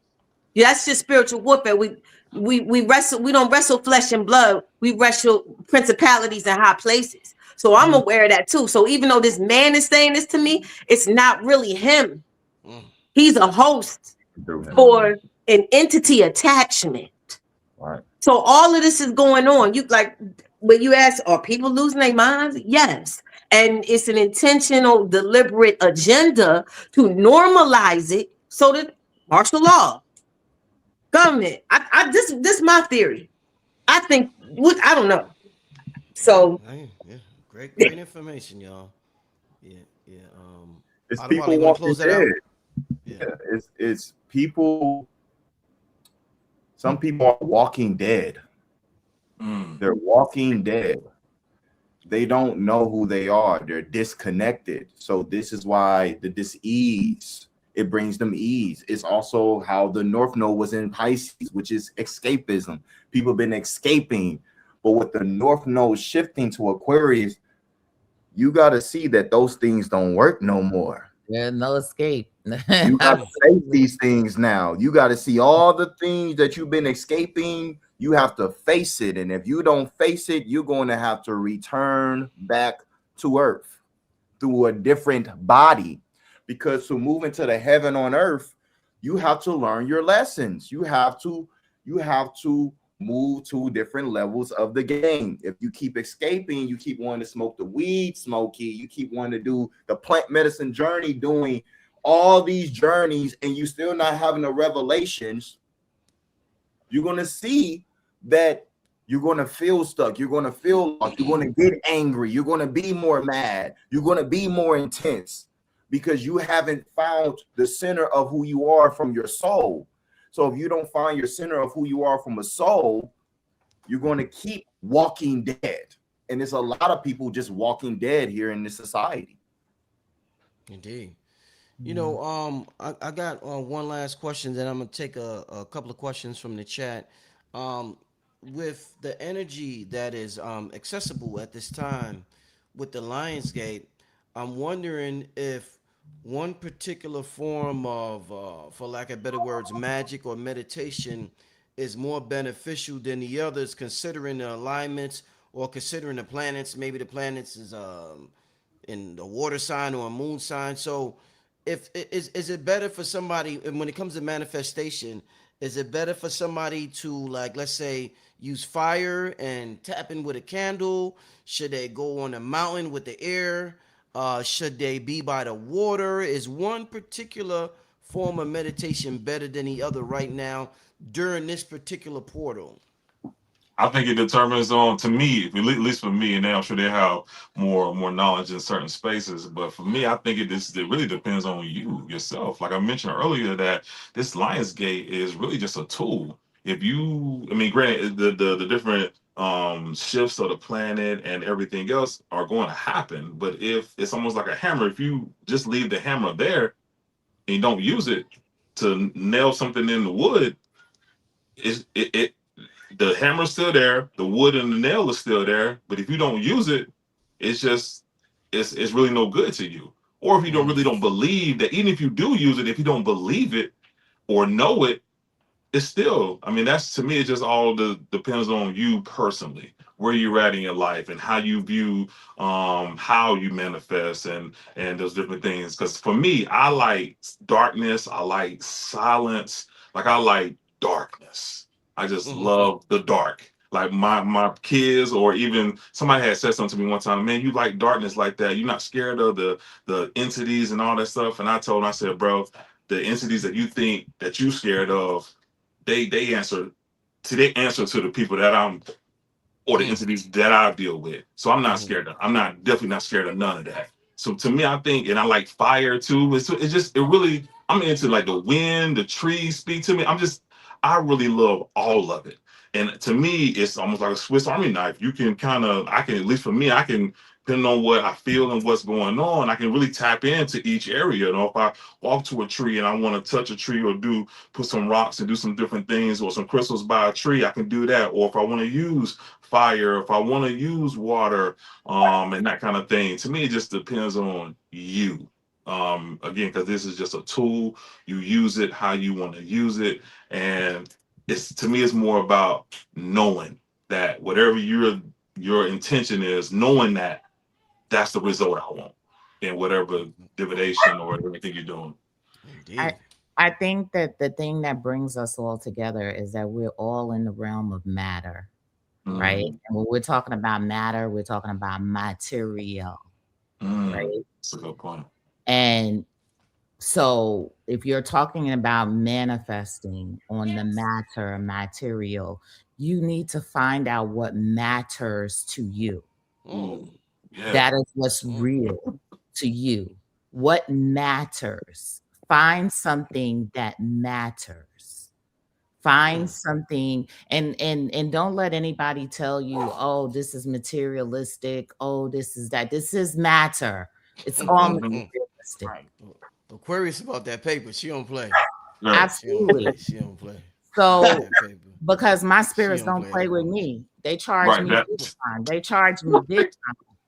And I'm like, if y'all gonna charge me, I better go out here and hit the streets because I got to pay. Yeah. But you need to find, and people who come to me, they know this is what I tell them all the time when I'm talking about the 9 of Hearts, when I'm talking about manifesting and all this other stuff. I'm like, do you know what matters to you? What is the clearest thing that you want? And if you don't know, you better take some time and go out and find it. You better window shop on life for a second. Because nothing is going to happen if it does not matter to you. I like that. That is it. So those bars, right, Dave? Aquarius, those are bars, Aquarius. Okay. Yes. Bars, Aquarius. Okay. I got you. So you this is a method of grounding. This is grounding. That's what it is. People tell you got to ground yourself, right? Because you got no goals, you got no this, you got no that, you floating out in space and nothing is mattering. Therefore, nothing is manifesting for you. No magic is happening. No, right. No magic is happening. So we don't have to make this spooky and this. You got to get crystals. And you got to start with number one. What do you want? For real. Yeah. For real. Because we always think we want something, but we just picking shit. Like that's not what you want. Then you back depressed again in another couple of weeks because you didn't really get what you want. Get out there and find it. Find that thing that's going to keep you grounded, and you are going to manifest what you want to manifest. Manifest. The word manifest, right?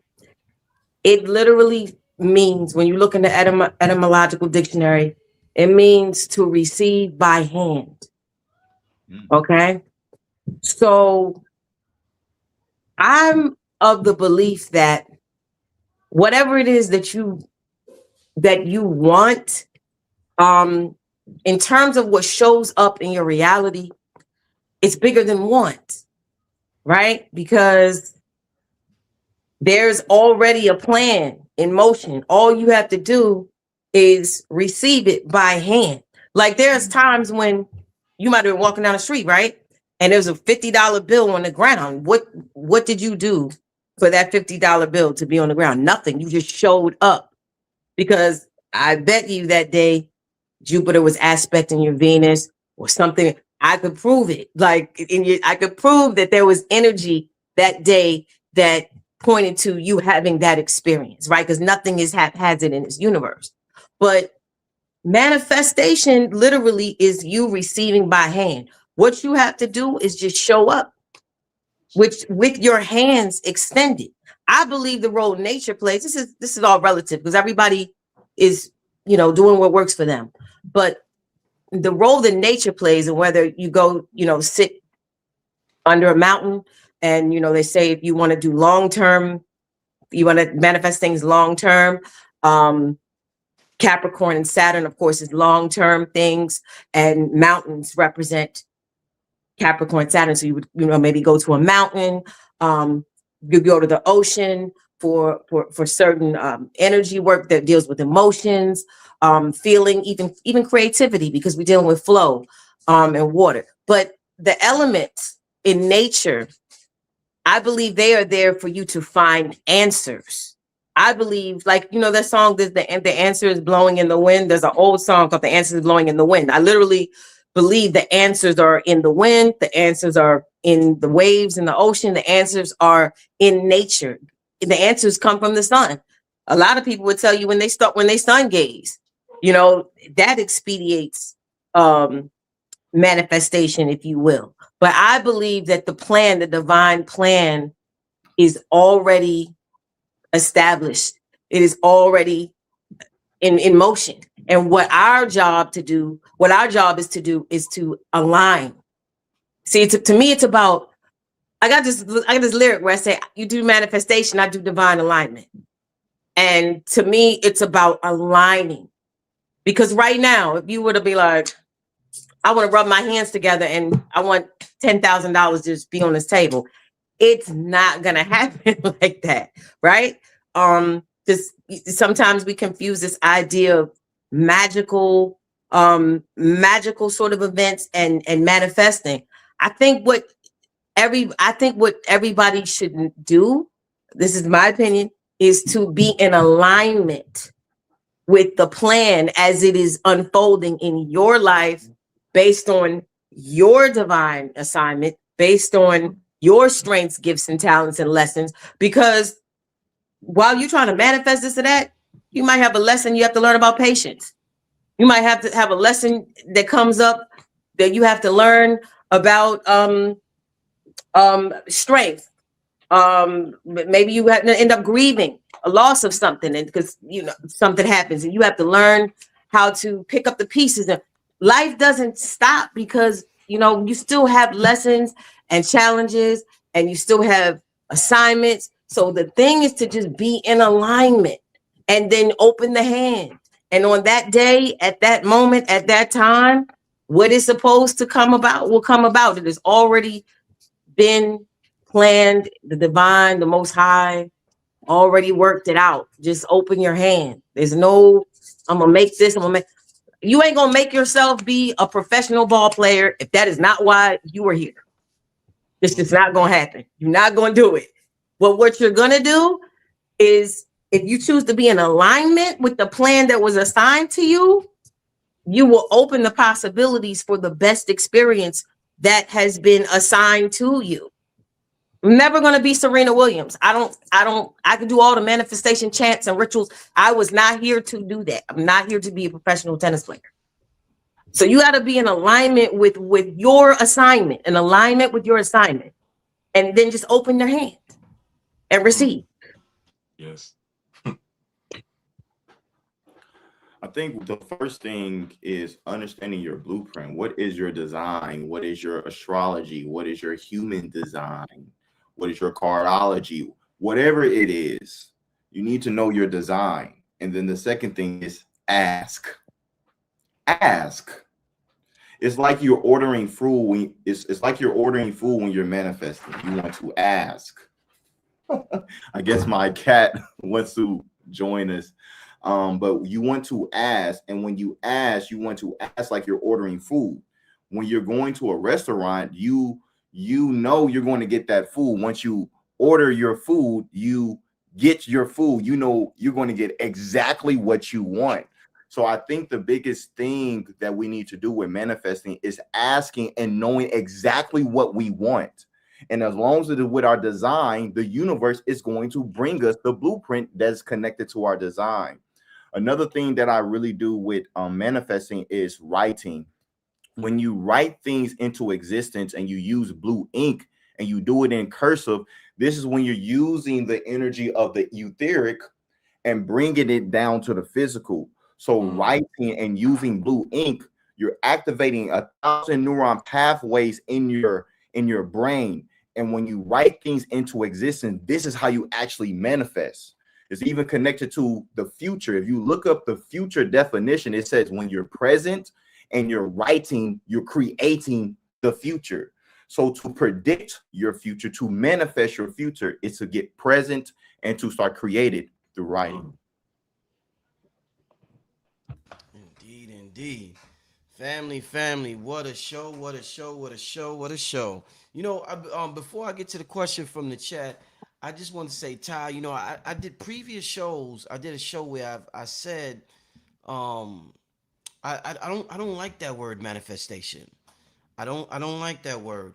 And if you view us, just for example, if you view us as like, let's say we're radio receivers tapping into these cosmic radio waves, we're tuning in, we're aligning with that frequency. Like if I had a radio player right here, we're not gonna say, "Oh, I can't wait for the radio player to manifest that station." No, we gotta tune it to that station so that it aligns perfectly with that frequency. So I think that there's a disconnect that we haven't discussed yet in the spiritual community with the word manifestation. But you know, everybody, you know, is it to some different type of words that they vibrate with. But I do got beef with that word manifestation. So. It actually doesn't even, that's not even a real word. Nah, why you say that? Why you say that, Aquarius? Manifestation does not exist. I didn't hear you. We'll say that again. That's not even a real word. We made that up. And it's not a real word. Why you say that? It's not a real word. Manifestation is not a real word. I'm telling you, AI and the dictionary will fight you on that all the time because it's not really a real word. It's a recent word that we started using. We got to do some research on this now. The etymology of it means like an etymology, you know, where you actually find the origin based on where words come from. It literally means to receive by hand. Man, like no, don't get me wrong. It exists now, right? But when something was like a word that kind of came along as a whatever, it's certain spaces out there that doesn't exist. Let's ask AI what manifestation manifest. Wow. Ask spell check. You will. I'm telling you, it is literally is one of those words that we started using and popularizing that became a part of word lore. And now we're using a lot of spiritual words we use become a part of word lore. You know what I mean? And then they become a real word because it's something that we've been using. Indeed. Let me get to we're gonna get to two questions because it's getting late. I don't want to keep the my guests here too late. So we're gonna get to two questions from the chat before we get out of here. But I gotta say, what a show.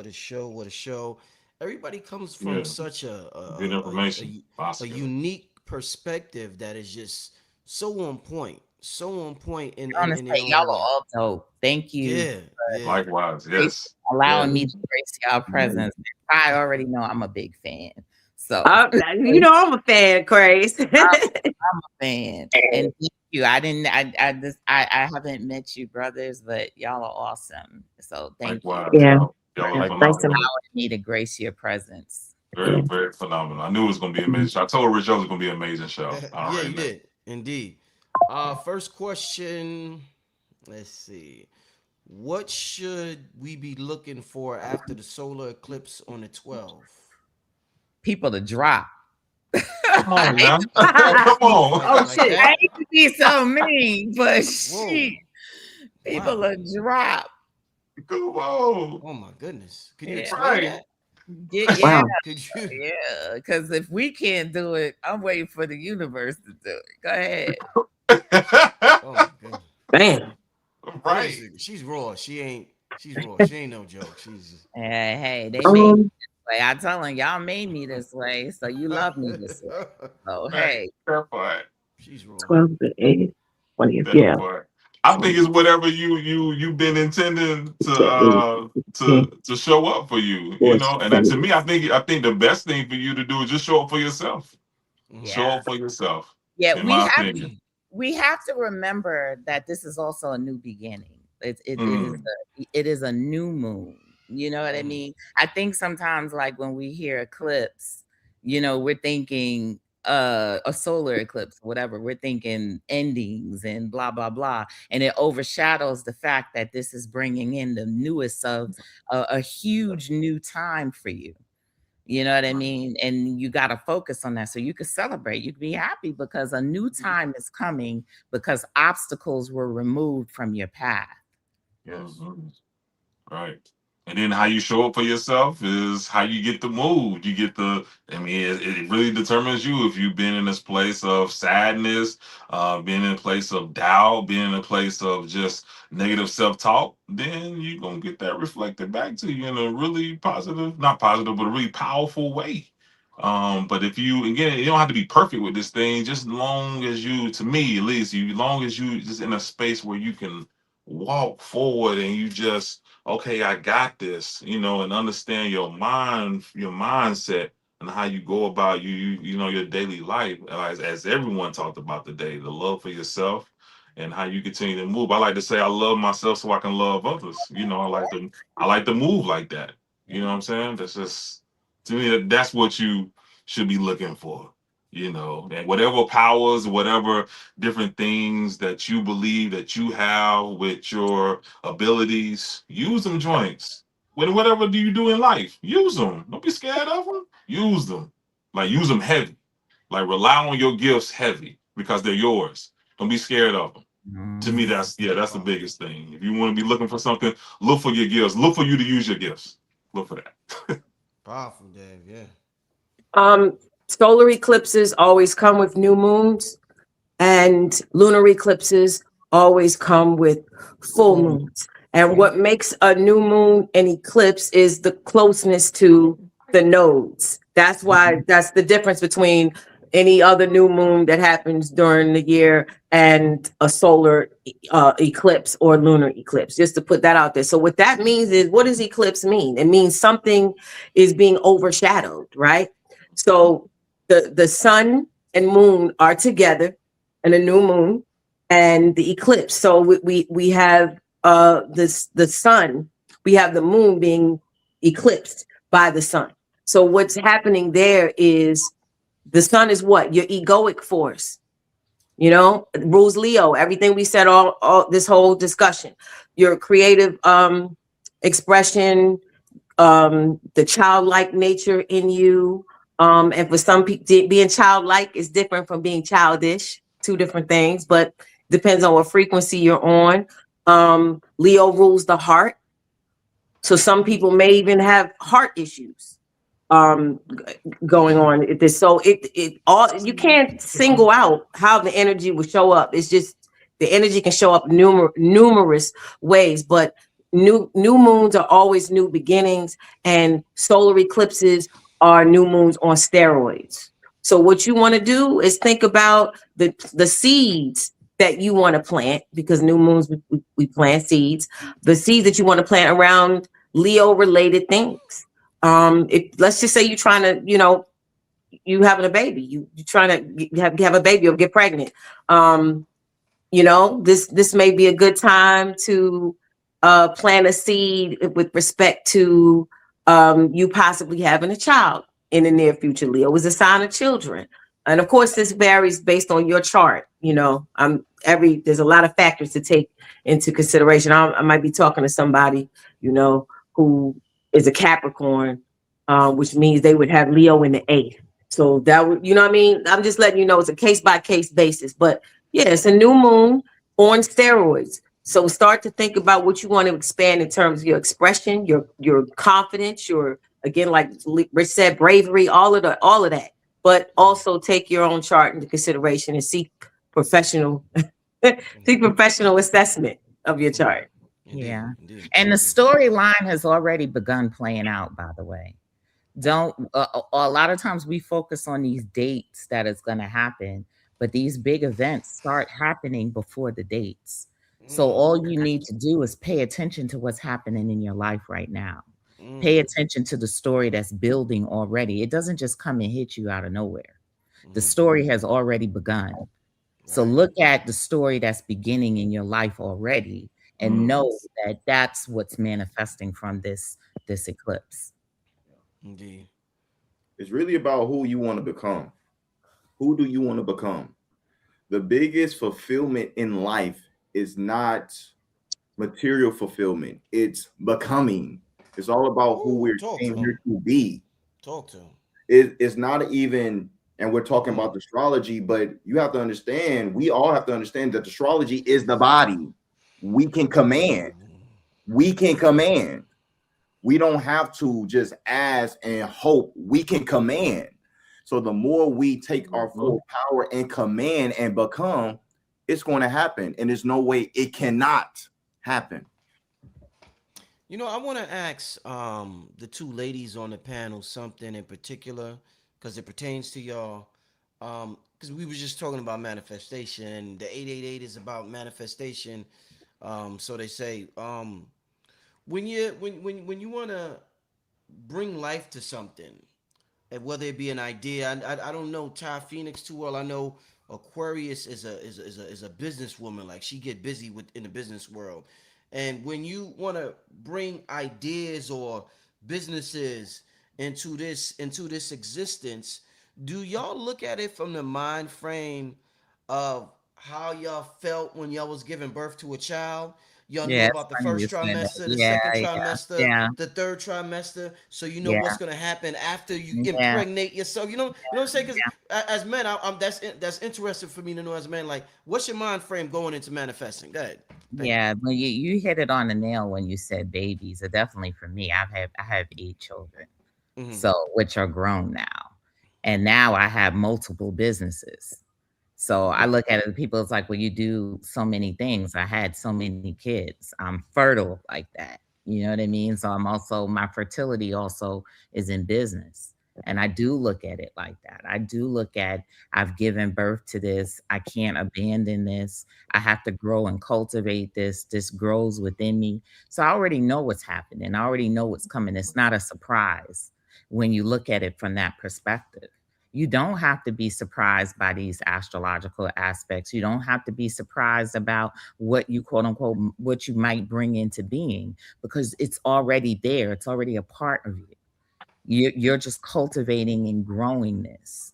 So it's like, a lot of times people are very scared. They even come for a reading. They're afraid. They're like, oh my God, I don't know what's going to happen. You do know what's going to happen because it's already happening. You just need to pay attention. All we're here is to remind you and to bring clarity to what is already occurring in your life. We're not exposing something that has not happened yet. If you've come to us, it's already begun. Yeah. Everything that has an origin has a chart. So if you started a business today, right now, at 11:07 Eastern time, where I'm 11:07 p.m., that business would have a chart based on the birth time of 11:07. So wherever the planets would fall in that chart would reflect exactly what would happen with that business. Interesting. So the second house being money, it would talk about the money in relation to that business. The third house being ideas and philosophies and communication. The fourth house being stability, family. Fifth house again, expression. The whole chart, all 12 houses, that would tell you exactly what the future of that business would be. And there's a saying, I use no chart, no start. Which means, and that goes for relationships. Like, people always joke, like, you got to ask the person in a very coy way. So what time was your birthday? What time were you born? Where was it with Louisiana? You were like, you got to, because no chart, no start. Because again, you got to know exactly what the purpose of that relationship, that connection, again, any idea, any business endeavor. Yeah. So just like you can plant a strawberry or a sweet potato in the wrong season and you're not going to get a crop.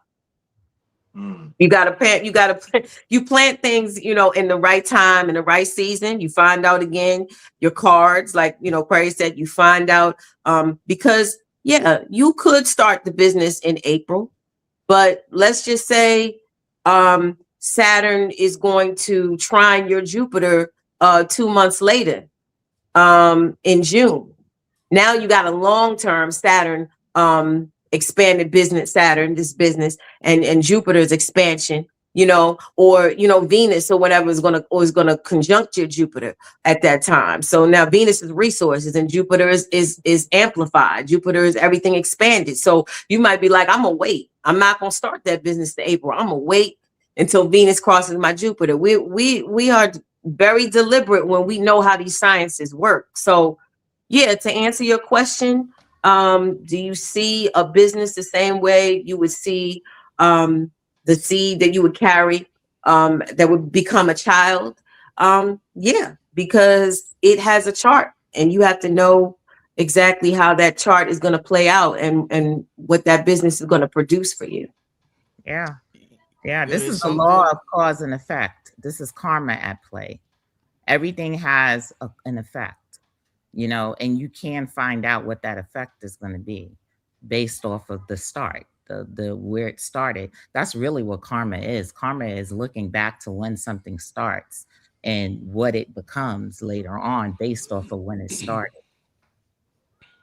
I want to play something for y'all real quick because I seen if y'all ever on TikTok, TikTok will it'll take you down a rabbit hole that you never expected. You will go down, you'll be stuck on there for hours, and you just gotta throw your phone somewhere. And I was on TikTok, and because we're talking about the number 8, there's a symbol we used to make when we was young that looks like the number 8. It's like an S, but it's like it's a closed S. And there's this wild theory on TikTok. So I'm like, I gotta ask them about this symbol because we talking about the number 8. Where's this video at? It is wild. Let me play it. Shout out to TikTok. Have you heard the Stussy theory? Stussy theory? No. I never told you this. The old Stussy logo, you know the S that we used to draw as kids? The reason we're so programmed to write it, we have nobody knows where it came from. First off, the theory was whoever made the simulation, that was their logo to let us know who it was that made it. That's their logo or their trademark to the simulation. And what's even weirder, you know how the Stussy has the jester? Yeah. A lot of people that have been on psychedelics and DMT and say they exited the simulation, they all have the same very common occurrence of seeing an entity called the jester. Really? Yeah. One of the most prominent ones is a jester that greets you. I'm so curious if the person that made the designs for Stussy went on a DMT trip or something, or seen the jester, got the idea for it. Weird shit.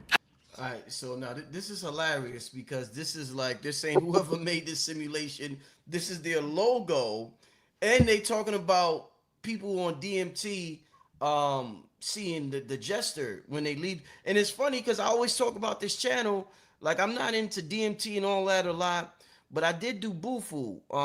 It was an album release I had with Loaded Lux at Cambada, and Hank administered, gave us some Bufu, and I'm like, oh wow, I can't wait to let me see what happened. I never did this type of stuff before. Let me see, and I took it, and I'm sitting on the park bench, and I just heard laughter. I just heard ha ha ha, just a bunch, and I'm like, I felt like I got robbed. I'm like, that's it, just laughter. Cam Botter's running around the park and shit, acting like he's possessed and shit. Me, I'm just sitting there hearing laughter and shit. So it was funny to see this saying you see the Jester, but I gotta know what y'all think That's in about that.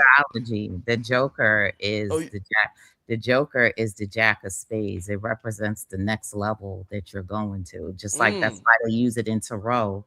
The first card is the Fool, which is also the Joker or the Jack of Spades. It represents spiritual initiation. So it realizes it represents you have entered another level to the game. So prepare, So this is what it is. What about the logo? What y'all? And that's also your karma card, by the way. What's my karma card? What? The Joker? The Joker. The Jack of Spades. Wow. Yes. That's your karma card. So what I gotta be careful for? Or what well, you open up portals for people. Okay. Oh, okay. I see That's what you're doing now. When you when you have shows and you expose them to new spiritual knowledge that they didn't have, you're opening up a portal to another level for them. Interesting. She's great at cardology. If any of y'all, I've been talking about it for years. If you didn't get a reading in cardology, you definitely need to tap in with Aquarius, y'all. But yeah, any other comments on that logo that we? I used to write it as a kid. So yeah, we all did. It's crazy. Yeah, I did too. Graffiti. Yeah, but I ain't even know nothing about it. I just thought it was something fun, and we were just doing it in the class, or we'll do it on our notebook with an eraser or whatever. Yeah. We were all tapping into the Akashic records. We did it without anybody teaching it to us, right? So we have some sort of connection there, like. Yeah. No one knows where it started. It's just something that we did. It's like, indeed. Let's do one more question. This is good. I don't want to keep y'all too long because we've been on here over 2 hours, but this is good. Let's do another question. Let's do another question. Let's get to the chat. Let's see what okay, I see this one. Do any of y'all know how about anything to do with a Heyoka empath? Does any of y'all know what that is? A Heyoka? No? All right. I've definitely that is a native archetype. I've definitely heard of that. What is it that they want to know specifically? Because there's different types of empaths, but the overall description, I think, pretty much is the same in terms of the role of the empath. Is there something specific they're asking? Right. If there's anything specific, let me know. Give me another question as I scan the chat. Shout out to Erin Lyons. Y'all seen her on the channel. That's Adewale's wife. Shout out to Erin Lyons in the chat. Shout out. Let's get to some more questions, family. Okay, all right. What are you guys most excited about as we continue to segue through these last few months, knowing what we know about the abrupt changes happening in society? Loaded question. It is. I guess most excited about, I'm really be honest with you, me in this particular time of my life, and I'm just excited about like stuff like this, man, co-creating with other like-minded people, or even people that's just ready just to have an open mind to do these kind of panels and do this kind of conversation, because it's great that, like you said, Aquarius, that we are good conversationalists, and being able to have these conversations and then to better build on them in your own life, no matter what society is doing, to be able to still cultivate, whatever it is you have. I like to say that I want to keep having dreams, but I want to have so many dreams that my reality starts to be my dreams. You know what I mean?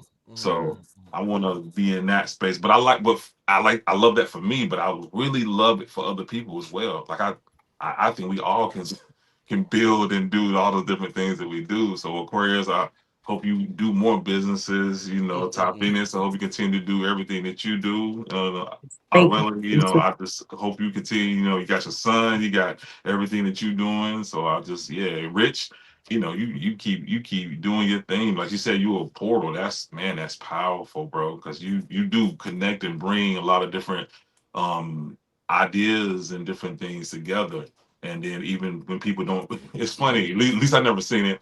Even when people don't necessarily have the same school of thought, I never seen them go back and forth in like a animosity kind of way when they're here on your show. So I mean, that's powerful within itself, man. To be honest. Indeed. Let me just say something real quick before you answer. Just something I'm excited about is Aquarius talked about it with the joke is getting to the next level in my journey here in life. I feel as though I know what the next level is, and in a way I kind of shied away from it somewhat. And I look forward to mentally being ready to get to that level now, because I know there's certain aspects of that level that I kind of shied away from. I'm like, I know I eventually got to get to that, and you just kind of push it to the side. But I'm kind of excited to get into that level. So I would say that. Well, go ahead, y'all. I'm very excited about this experiment called America coming into what it was. I'm very excited about that. I know y'all have heard me before. I'm firmly, this is an experiment here in America that is unique to this whole planet. And I'm super excited in terms of like where we're going in the next 50 to 100 years, where we're headed. I mean, don't get me wrong, it's rocky, but it's rocky as hell. But all journeys and experiences like this are rocky. And we got to remind ourselves of that, because sometimes it's during that rocky journey that we get shaken up and we think it's the end, or we think it's bad, or whatever the case may be. But just like the ascent of a mountain, up a mountain to get to the top, it's tough. But I do think ultimately very good things are coming. I think we're in the process of very good things, actually. And we're giving birth to something that has been, talked about for centuries. And I think, so I'm super excited about that and being a part of that. Like, what can I do to contribute to that, contribute to the experiment? What can I do to help bring people safely to, where we're trying to get to? So that's, and it may sound whatever, it's just so big. I have a Jupiter ruled moon, so I can't even limit it. Sagittarius moon, it's like, it's just, it's all over the galaxy. But I'm very excited to see where we're going with this. I have faith that where we're going is a much better place than where we've been. Indeed. All right. Who's next? Good question. Who's next? You go ahead. You want me to go? Go ahead, Ty. Okay. I am excited about, overall, I'm excited about the shift. This Pluto in Aquarius, where you're going to see, and the nodal shift. I mean, the nodes going into Leo and Aquarius, because I have the North Node in Aquarius. So I'm about to have like a nodal return, you know what I'm saying? And the South Node in Leo. So I'm excited to see with Aquarius representing advancement, futuristic things, experimental things, high knowledge, freedom. And then I know people mention the word detachment. And I want to just say something. Detachment, people often confuse it with being apathetic. And detaching isn't being apathetic. Just so we're dealing with this Aquarius theme of detachment. It doesn't mean you don't care. It means you're focused on the bigger picture. So you can't necessarily care about the smaller issues that really won't affect the larger outcome that will impact the collective, because Aquarius is about the collective. So I'm excited about the age of Aquarius, A of A, as I, call it. I'm excited about that because you know, people who are advanced thinkers and they don't want to fit in the box and they live life outside of the box, they're really going to get their chance to shine. You know, Bob Marley had this lyric, the stone that the builder refused will always be the head cornerstone. And I believe Bob Marley got that from the Bible. But there's a, you know, he says that the stone that the builder refused will always be the head cornerstone. So I think you're about to see the stone that the builder refused. That's always the one, right? You about to see, you know what I'm saying? The people that you thought weren't going to shine, they're going to shine.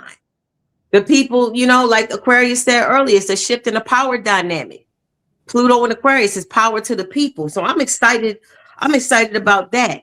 And then Uranus, the planet that rules Aquarius, in Gemini is the futuristic thinker. That's the experimental thinker. That's the person.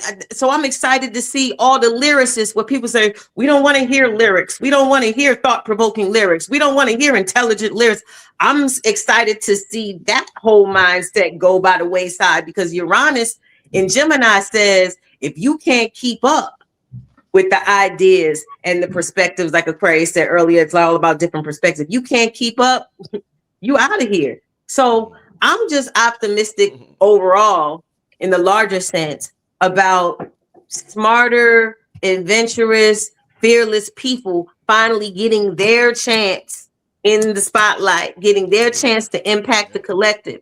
Like someone said earlier, and I think it was Aquarius, that it's not about the influencer anymore. It's about the educated, experienced person with knowledge who is giving you the tools that you need. Not, oh, you look good in that bathing suit on that yacht, so I'm gonna buy what you told me to buy. No, you've been doing what you've been doing for 15 years, 10 years. You got experience. You have been impacting your community. I can trust you. That's where we're moving to now. So I'm excited about all that. The pendulum swinging. And for me personally, to answer the question from the person in the chat, me personally, I'm excited about not resisting my instruction, not, you know, really just saying, okay, this is how I was raised. This is how I was acculturated. This is what I accepted. This is the traditions but I don't got to follow that. I can go my own divine route, even if it contradicts everything that was instilled in me or everything society told me was acceptable. So I'm excited about not resisting, embracing that person that I was born to be, you know, because I'm sure we all had our own struggles with that in different ways. But you know, for a long time, it's like, I don't know, because I don't know what this person would think. I don't know how, you know, it's going to be too different compared to this is what people expect and all. And I'm just shedding that, you know, I'm shedding it. Excellent. So that's what I'm excited about. Oh, yeah. Oh, yeah. Yeah. Adewale, you going to close this out for us, my brother? Yes. I'm excited to see the people who are the embodied teachers and how they build the heaven on earth. This is a time that I feel like the people who have all these book knowledge, all the intellects, and they know how to sound good, their time is up. Their time is up. It's about the people who have went through the experience, who have went through the teachings, the challenges, being homeless, losing everything, awakening to something else that they didn't know they could be. This is their time that they're going to be helping the world to see themselves, because the most powerful thing that we're going through is seeing people who have went through experiences where they were nothing, and then they're becoming everything that people are seeing, like, wow, this person's a whole different person. So for these next few months, I think that's the most exciting thing I want to see. I also want to see how things are going to be in America with, you know, Dr. Fauci, the child sex trafficking, this system crumbling. I'm intrigued and I'm curious to see what is the system we are going to create. and the people release the victim consciousness, and we be more in tune with co-creator consciousness. Indeed.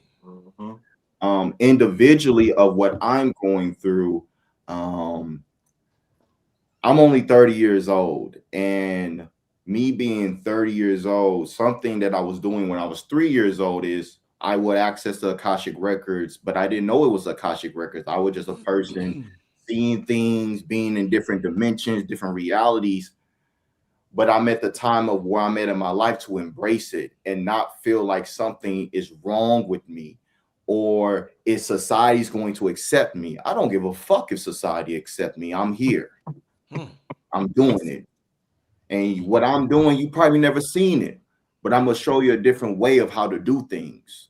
So I'm at the space of my life of I always knew that I was different, but I was scared to be that different. I was insecure in that differentness, but I'm embracing my uniqueness, and I know it's my genius. Ashe, yes, indeed, Ashe. Yeah, I didn't know, Adewale, I didn't know you was only 30. You and B-Dell the young gods. You and Wow. B-Dell.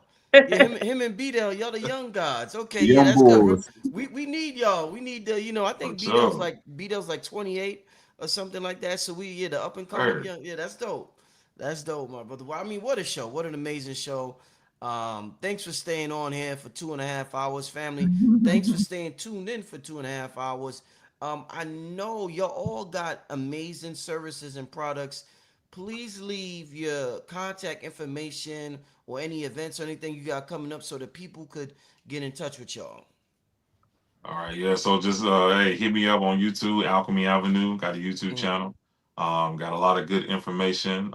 Channel is really about how to use your power, how to use everything that you got and everything you have access to, which is everything.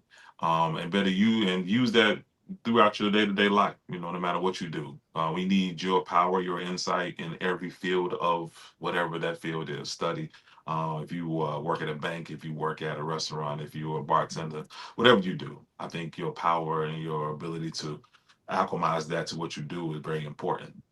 So you can hit me up there. Got all my contact stuff there. I'm also coming out with a book that's in production now. It's called Book of Light. It's a combination of like the light codes, some of these codes here. So some of these codes like this. Let me see that. Hold up. Let me see that. Oh, that's fire.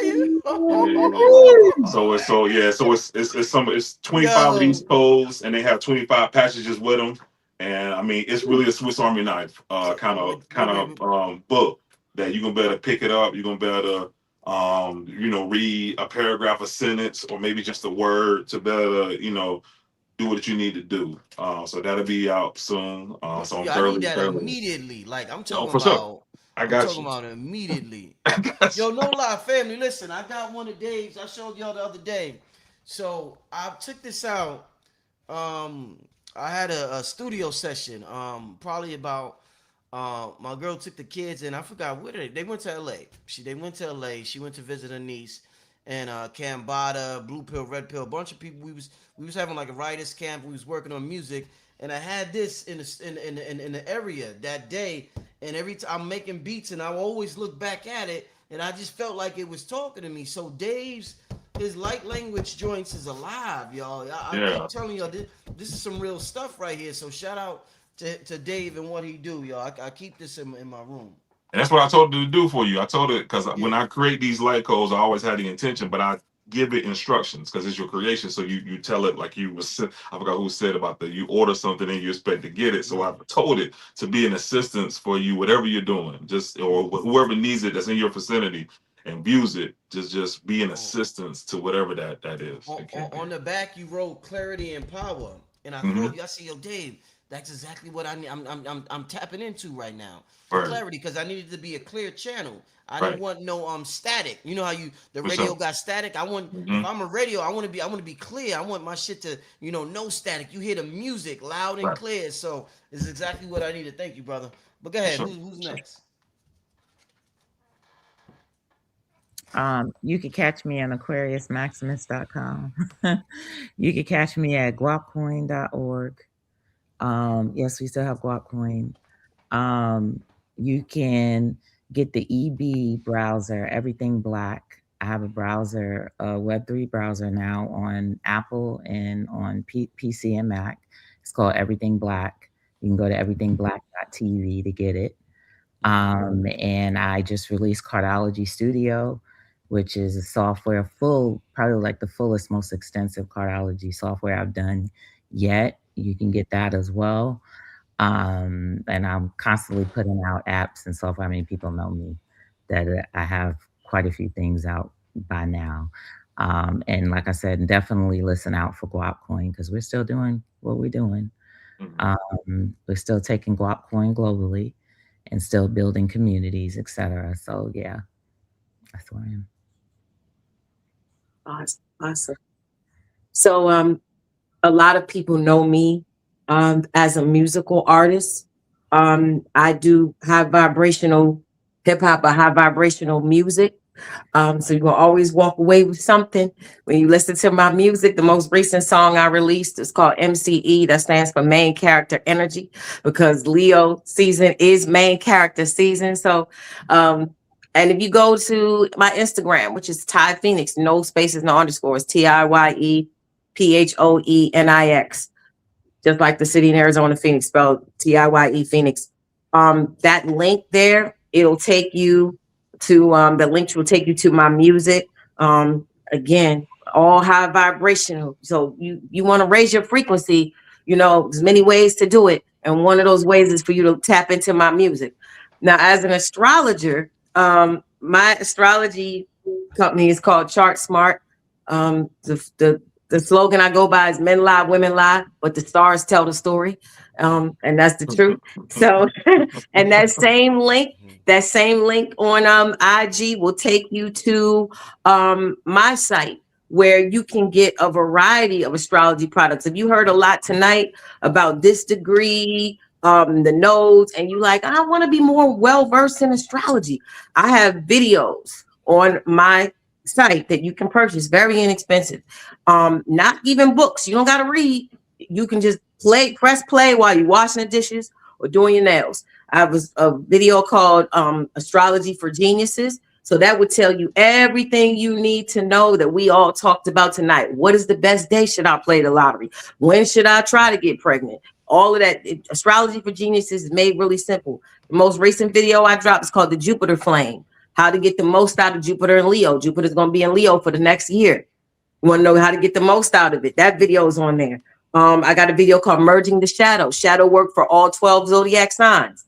So the shadow work that a Leo does is different from the shadow work that a Capricorn has to do. So I have all these videos on my site, and they're, like I said, very inexpensive.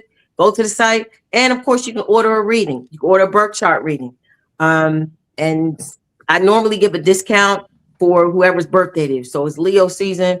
I give discounts if your birthday is happening in the season. So tap in to the music. Oh, and I'm on TikTok as well, but it's Ty Phoenix 713.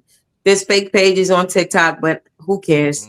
I ain't worried about that no more. So Ty Phoenix 713 on TikTok, and just Ty Phoenix, no spaces, no underscore, on IG. And the links on both of the pages, on the IG page and the TikTok page, will take you to the site where you can, again, order a chart reading.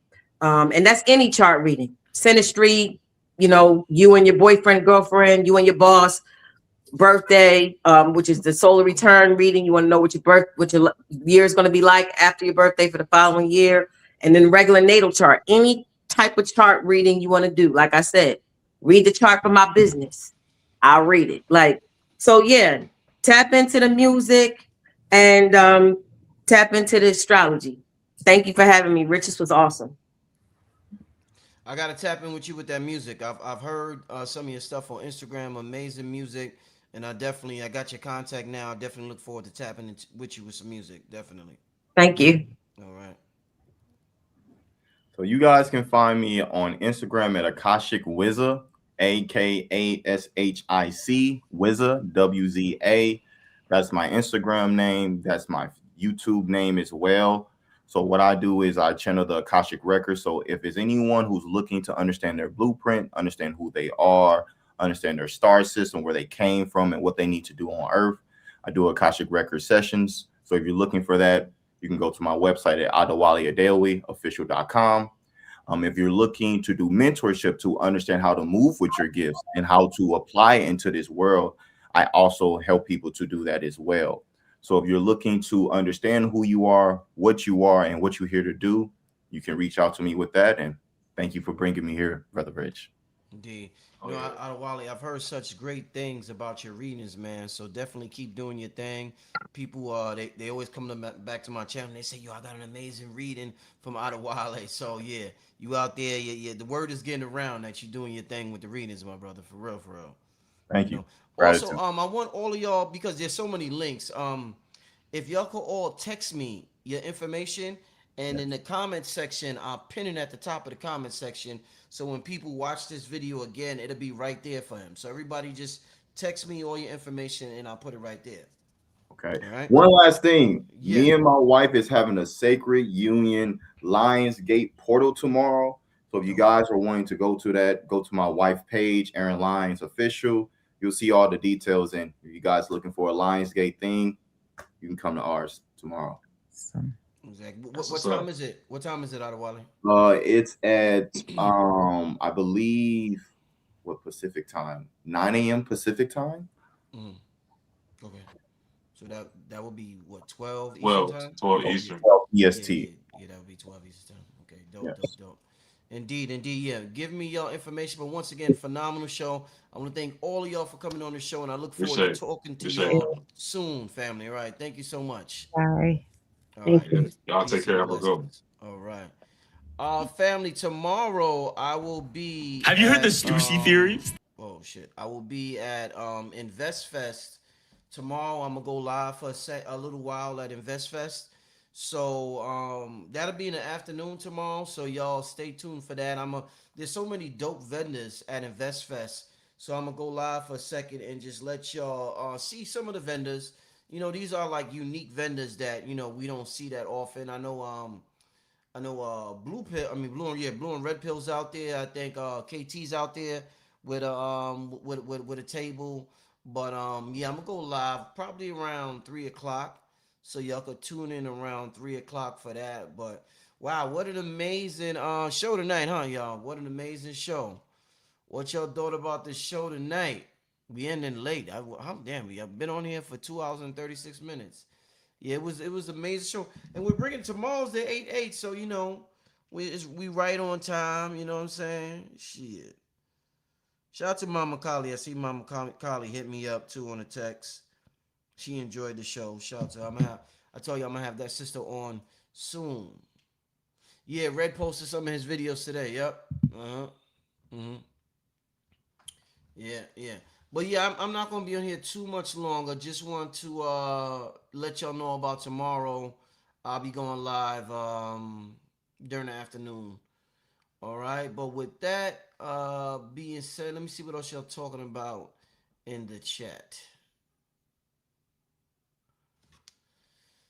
We got some engineers in the building. I love to produce an engineer song with you. We got some engineers and producers in the building. Yeah, we're gonna give out soon when we get everything situated, we'll give out contact information to get in touch with people. Yeah, yep. This person, who is this person? Maybe, you know, I ain't even gonna go there. I was gonna point something out with a comment, but I ain't even gonna go there. Well, listen, family, thanks for tuning in. This is Brother Rich getting out of here. I will see you tomorrow in the afternoon live at the InvestFest. Peace and blessings, family. Before there was cigarettes, before there were brands, there was the leaf. Tobacco is one of the oldest forms of spirit communication known to humanity. Long before modern times, it was understood as a living messenger, a way for human intention to travel beyond the visible world and return with meaning. In the oldest traditions, tobacco was never a habit. It was a bridge, not something used to escape life, but something used to speak with it. Our ancestors knew breath as spirit itself, and smoke was breath-giving form. When the leaf touched fire, it awakened. When guided by breath, it carried thought into the unseen. In that moment, intention became vapor, and prayer learned how to rise. It was never about getting high. It was about clarity, connection, making the invisible visible. That's the memory the leaf still carries. Radio Cigars. Radio Cigar. Radio Cigar. Radio Cigar.